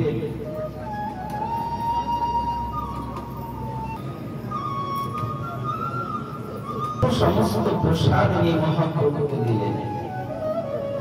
ওই ভারতীর সহিত প্রভু ভোজন আরম্ভ হলো। তারপর যত ভক্ত বৈষ্ণব তারা প্রসাদ পাইল। তারপর যত ভক্ত বৈষ্ণব ছিল তারা সবাই প্রসাদ পেল। নিজে মহাপ্রভু মাল্য চন্দন দিয়ে ভক্তদেরকে বরণ করলেন, নিজে বরদান করে ভক্তদেরকে বিদায় করলেন, যাও। হরিদাস ছিল পৃথিবীর শিরোমণি, তারে ছাড়া রত্ন শূন্য হইল মেঘে। কৃপা করে কৃষ্ণ মনে দিয়েছিল সঙ্গ, তার যবে ইচ্ছা হইল হইল সঙ্গ ভঙ্গ। সত্য কৃষ্ণের ইচ্ছা, তিনি কখন কার সঙ্গে কার সঙ্গ দেন, আবার কার সঙ্গ ভেঙে দেন কেউ বলতে পারে না। তাই তার যবে ইচ্ছা হইল তিনি কইলেন সঙ্গ ভঙ্গ, তিনি আবার সঙ্গটাকে ভেঙে দিলেন। তাই কৃষ্ণের সঙ্গ এই কৃপা সঙ্গ, আর আমরা কিছু জানি না। তুমি কৃপা করে সঙ্গ দাও, আবার তুমি তোমার ইচ্ছাতেই সঙ্গ ভেঙে দাও। মহাপ্রভুর ভক্তরা যারা যারা ছিল সবাই মহাপ্রভুর থেকে বিদায় নিয়ে চলে গেলেন। আজ মহাপ্রভুর মনটা খুব অস্থির চঞ্চল, তাই একাই মহাপ্রভু নিত্যানন্দকে নিয়ে গেছেন সাগরের তীরে, সমুদ্রের তীরে। তাই বলছেন তোমার সঙ্গে কিছু আমার একান্তের কথা রয়েছে, ভাই চলো।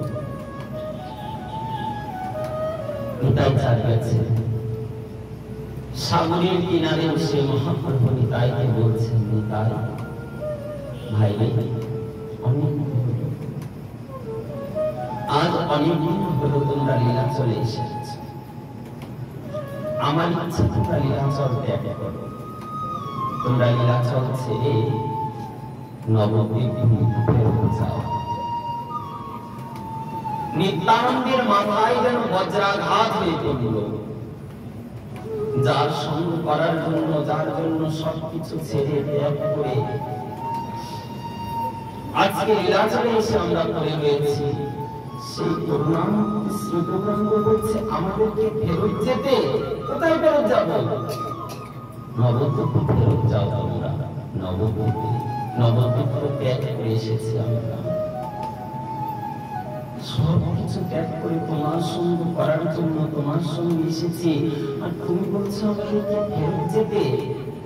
কার কাছে ফেরত যাবো? কি নিয়ে থাকবো আমরা বলো? গৌরহরি বলছে, নিতাই তুমি তো জানো আমার লীলা সম্বরণের সময় হয়ে গেছে। তাই আমার ইচ্ছা তুমি সমস্ত গৌরবাসী ভক্তদেরকে নিয়ে নবদ্বীপে ফেরত যাও। আমি অদ্বৈতকেও বলেছি সে যেন শান্তি করে ফেরত যায়। কি বললেন অদ্বৈত আচার্য? কি বললেন? গুরু অদ্বৈত তার প্রাণ ধরতে পারছে না, বলেন গৌর তোমার এই কথা শোনার আগে যদি আমি প্রাণ ত্যাগ করতে পারতাম তোমার চরণে।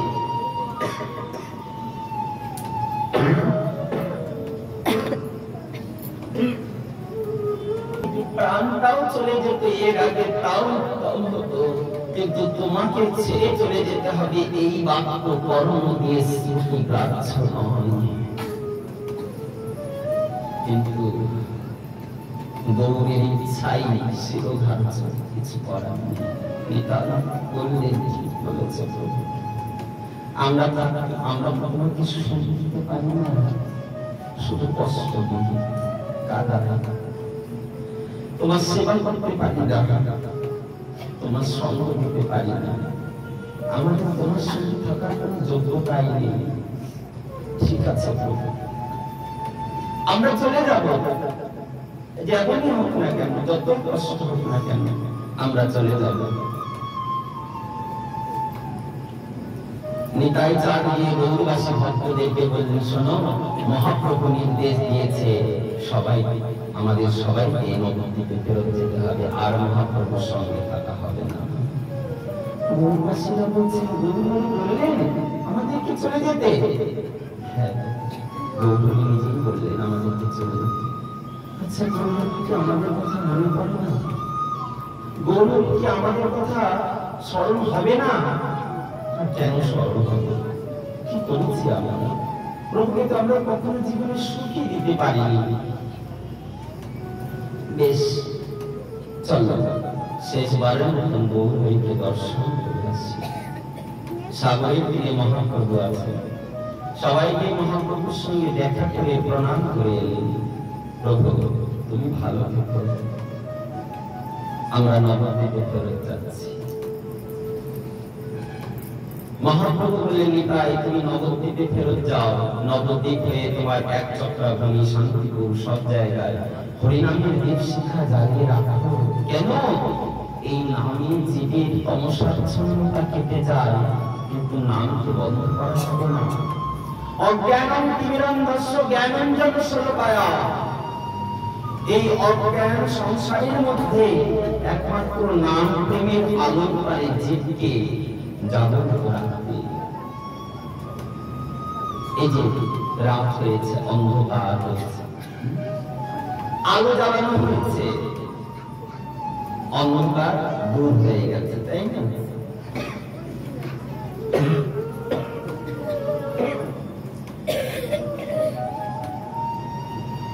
আলো জ্বালাতে অন্ধকার দূরীভূত হয়ে গেছে,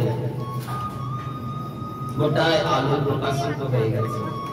কিন্তু আলোটা যদি নিভে দেওয়া হয় তাহলে কি হবে? আবার অন্ধকার হয়ে যাবে। নিতাই, যে প্রেমের বন্যা, যে নামের বন্যা সমস্ত বঙ্গভূমিতে, ভারত ভূমিতে আমি জাগিয়েছি, এই নামের প্লাবন যেন না থামে। নাম যদি থেমে যায়, নাম যদি থেমে যায়, তাহলে কিন্তু নিশ্চিত জেনে রাখো, আবার মহা পাপ এসে সমস্ত কলিযুগটাকে ছেয়ে যাবে। প্রথম কলিতে হবে ভবিষ্য আচার। মদ্য, মাংস, অসৎ, সত্য, নিষ্ঠ, পাপ, হত্যা, জীব সব কিছু হবে কলিযুগে। তাই শোনো, আলোটা নিতে দিও না, অন্ধকার যেন না আসে। শোনো, 7 দিন তো গৌর কথা শুনলে, আস্বাদন করলে, কৃষ্ণ নামের মহিমা তো জানলে, কিন্তু এই 7 দিনের পরে যেন নামটাকে হৃদয় থেকে আবার বন্ধ করে দিও না। হৃদয়ে হৃদয়ে যেন হৃদয়ে বিহারী এই মহাপ্রেম নিত্য জপ হয়, তবে অন্ধকার বাসা কাটবে, না হলে আবার অন্ধকার এসে ঘিরে ধরবে।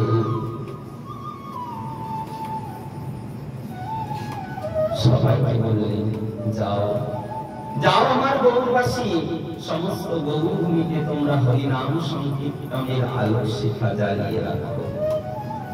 সবাই বিদায় নিয়ে গেলেন। মহাপ্রভু কি করলেন? সাগরে দিয়ে মহাভারত ভারত হয়ে মহাপ্রভু সাগরের তীরে উচ্ছ্বাস, সাগরকে আবার কোথায় হা কৃষ্ণ বলে যেন সাগরের দিকে ধেয়ে চলে যাচ্ছে, সাগরের জলে ধেয়ে নেমে যাচ্ছে। 2-1 উড়িয়াবাসী দেখতে পেলে মহাপ্রভু সাগরের জলে নামছে।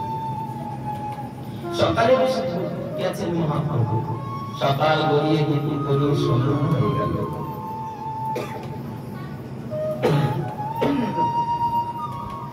মহাপ্রভু ফেরত আসছেন না দেখে সার্বভৌম ভট্টাচার্য, কাশী মিশ্র আদি সবাই মিলে মহাপ্রভুকে খুঁজতে বেরিয়েছে, কিন্তু কোথাও মহাপ্রভুর খোঁজ নেই।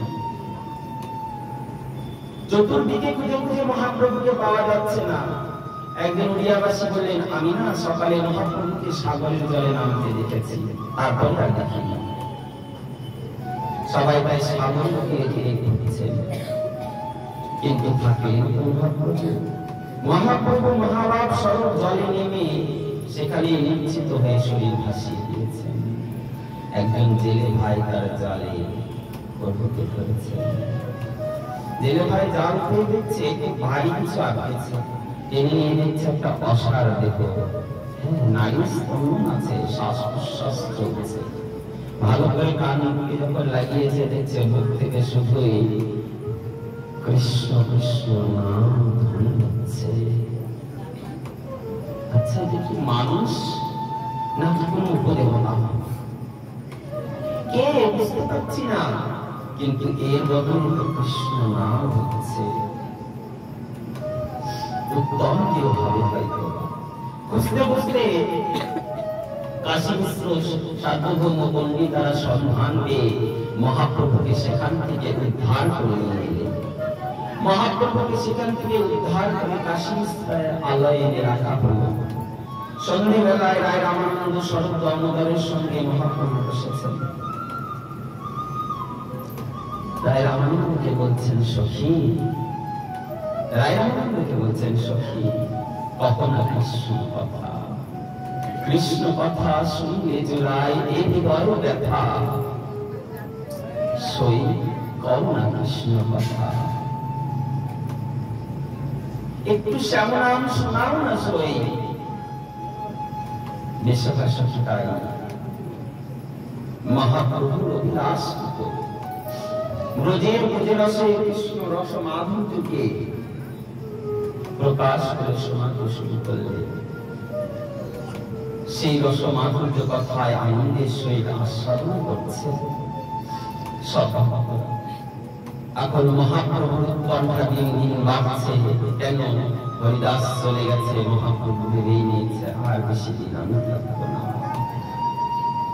কিন্তু মহাপ্রভু চিন্তা করলেন, আমি তো থাকবো না, আমি চলে গেলে এই ধরার জীবেরা কি নিয়ে থাকবে? চাকরির তো বড় কথা হলো, বিভিন্ন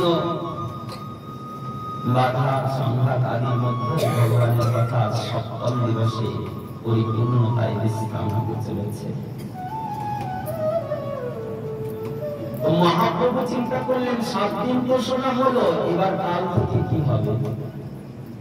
যতদিন আমি ছিলাম সমস্ত নবদ্বীপ ভূমিতে নাম প্রেম বিতরণ করেছি, ততদিন তো ভালো ছিল, কিন্তু আমি যে চলে যাব তারপরে জগৎ চিত্রা কি নিয়ে বাঁচবে?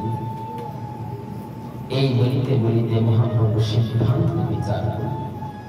রায় রামানন্দ এবং শরৎ দামোদরকে নিয়ে একান্তে নেতৃত্বে মহাপ্রভু চিন্তন করেছেন।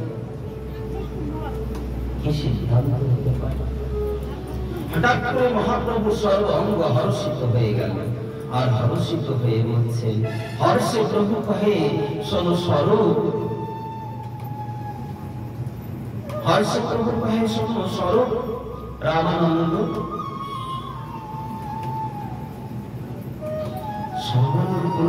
মহাপ্রভু চিত্তের মধ্যে একটি সিদ্ধান্ত জাগরণ, সেই সিদ্ধান্ত জানাচ্ছেন, হর্ষে প্রভু কহে শোনো স্বরূপ রাম রাই, কলিযুগে নাম সংকীর্তন হবে জীবের পরম উপায়। রায় রামানন্দ শরৎ দামোদর বলছেন, তুমি আমাদেরকে ছেড়ে চলে যাবে, আমরা কি নিয়ে বাধা করব? মহাপ্রভু বললেন, রায় দুঃখ করো না, আমি চলে যাব, কিন্তু আমার মধুময় হরিনাম এ জগতে থাকবে।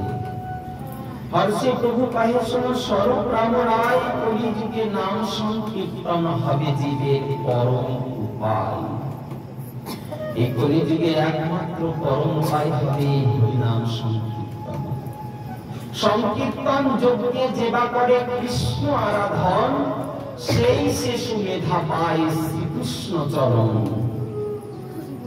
তারাই মেধাবী, তারাই জ্ঞানী, যারা প্রাণ ভরে ভগবান হরিনাম সংকীর্তন করে মহাপ্রভুর চরণ পাওয়ার অভিলাষ হৃদয়ে রাখে।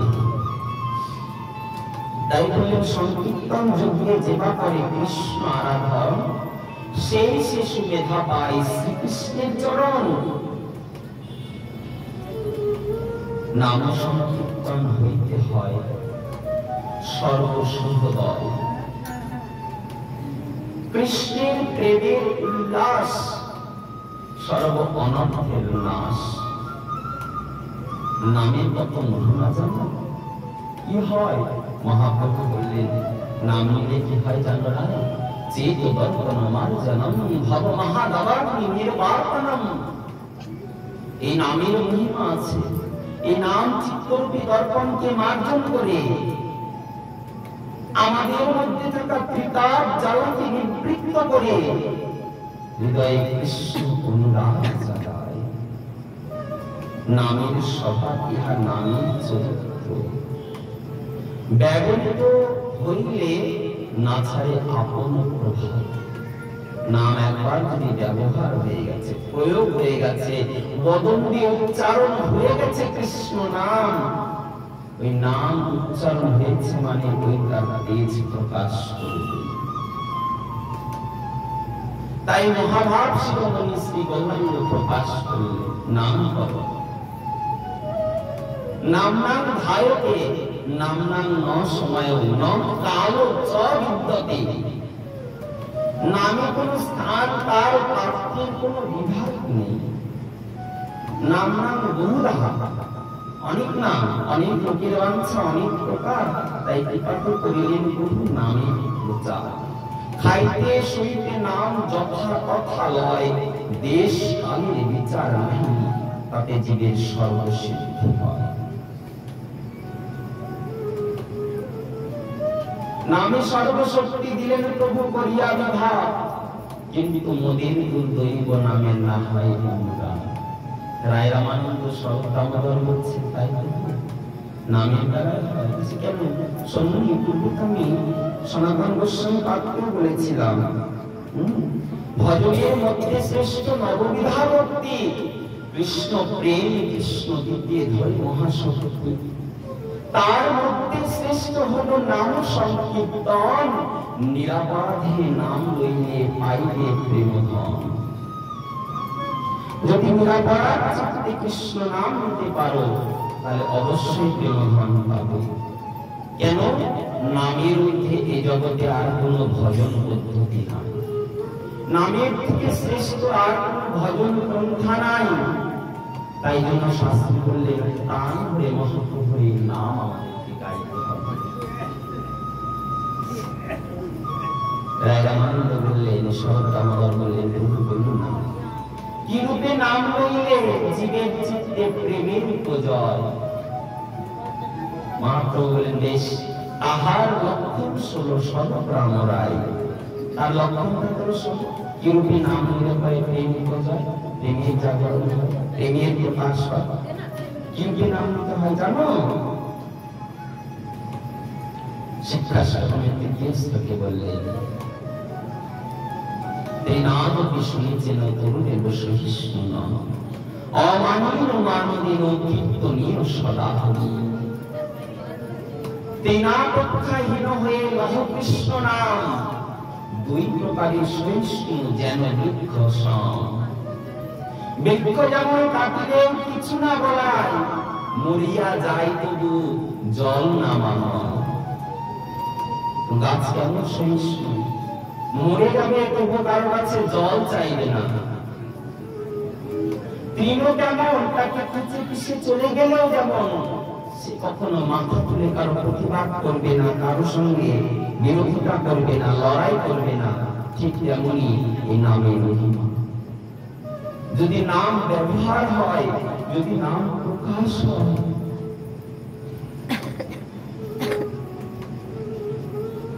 শাস্ত্র করবেন নামটা নিতে গেলে এমনই নেওয়া দরকার, তৃণের থেকে হিল হয়ে নেওয়া দরকার। ভক্ত আপনি উত্তম হইয়া হইবে নিরাভিমান, জীবে সম্মান দিতে জানে কৃষ্ণ প্রতিষ্ঠান। ভক্ত কেমন হবে? ভক্ত হবে উত্তম, শ্রেষ্ঠ, নিজে ভজনের সর্বোৎকৃষ্টতম প্রচেষ্টাকে সাধন করে নিয়ে নিজে থাকবে বিনিময়ে নিরাভিমান। জীবে সম্মান দিবে জানে কৃষ্ণ অধিষ্ঠান, সমস্ত জীবকে সম্মান দিবে কেন? জানবে কৃষ্ণ অধিষ্ঠান। সবার হৃদয়ে, সবার চিত্তে কৃষ্ণ আছে। কৃষ্ণ আছে বলে জগৎ আছে।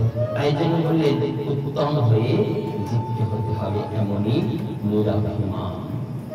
নিরাভিমান হবে যে, তবে তার মূল্যবোধ হইবে জগতে।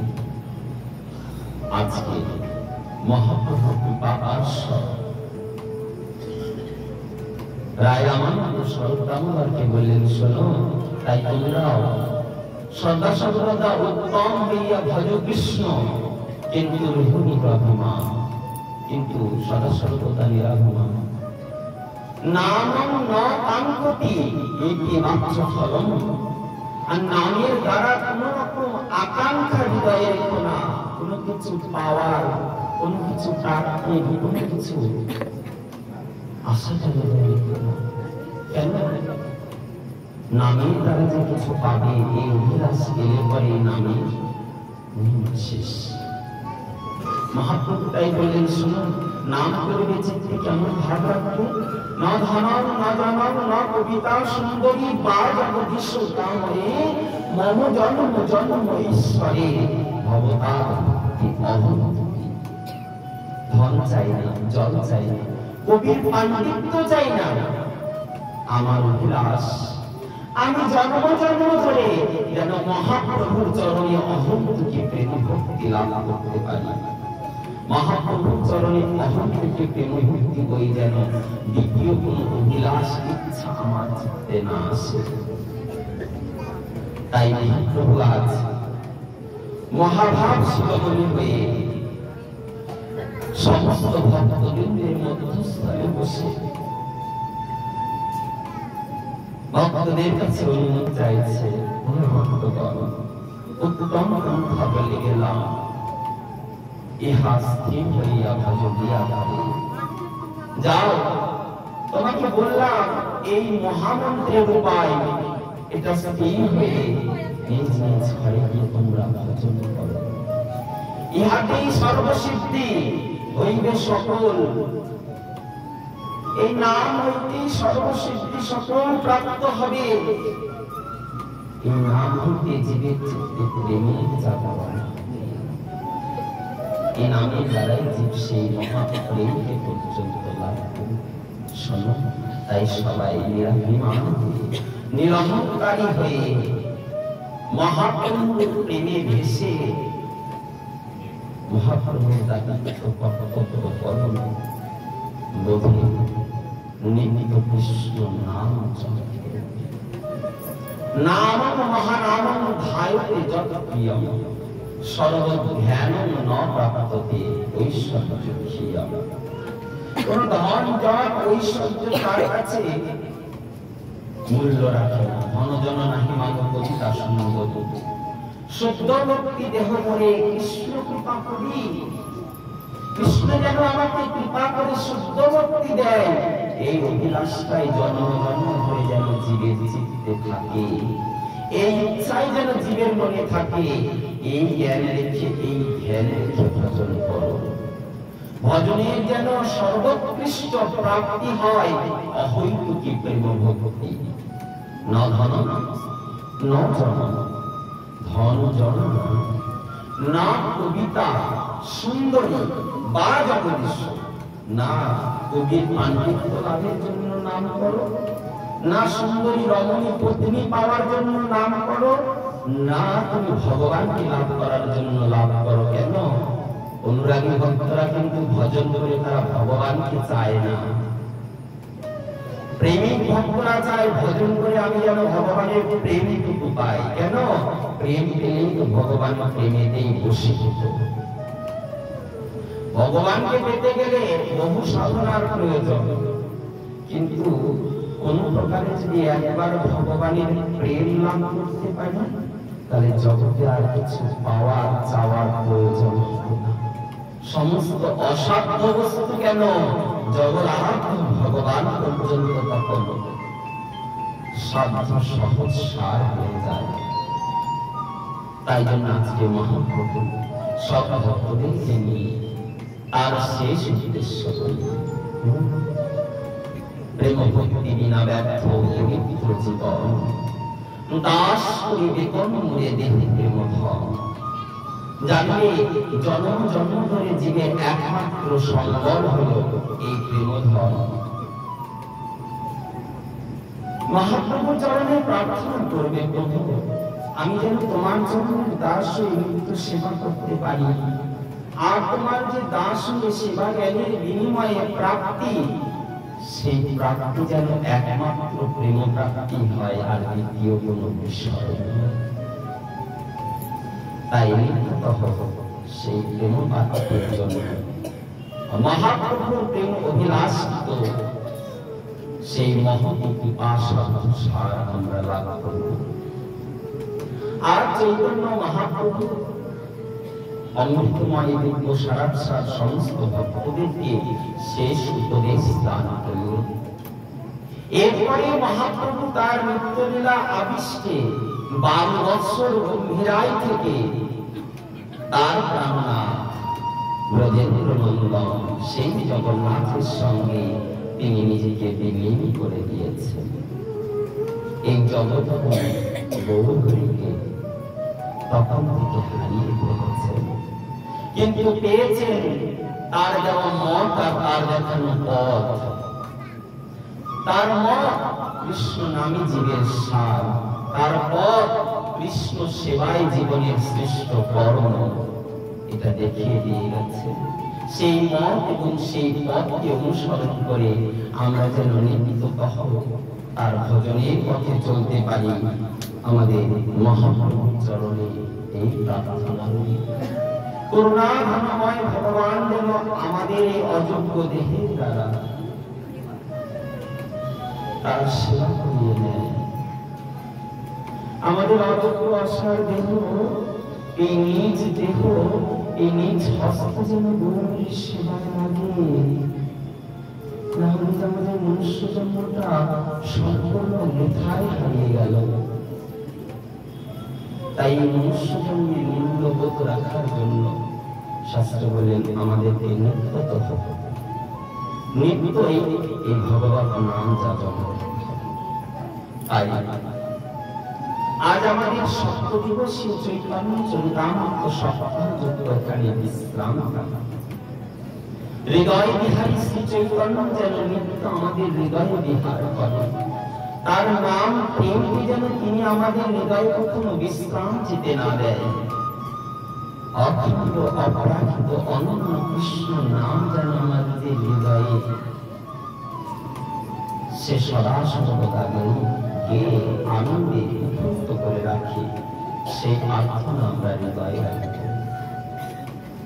গৌরহরিকে তার প্রাণনাথ জগন্নাথের কাছে বিশ্রামে রেখে আজ আমরা আমাদের শ্রীগ্রন্থ কবিরাজ গোস্বামী পাদের অনুমতিতে আজ এখানে বিশ্রাম রাখছি। চৈতন্য চরিতামৃতের 20 পরিচ্ছেদে অন্তলীলায় চৈতন্য চরিতামৃতের অমৃত কথা এখানে বিশ্রাম থাকছে। হৃদয় বিহারী চৈতন্যকে হৃদয়ে বিশ্রাম রেখে আজ আমরা চৈতন্য চরিতামৃতের সপ্তাহযজ্ঞের বিশ্রাম ঘোষণা করছি। জয় জয় শ্রী গুরু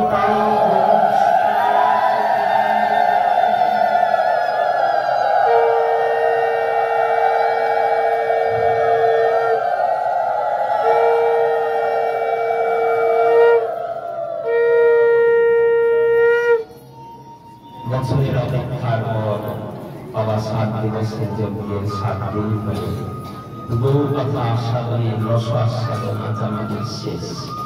এখানে আমাদের বিশ্রাম।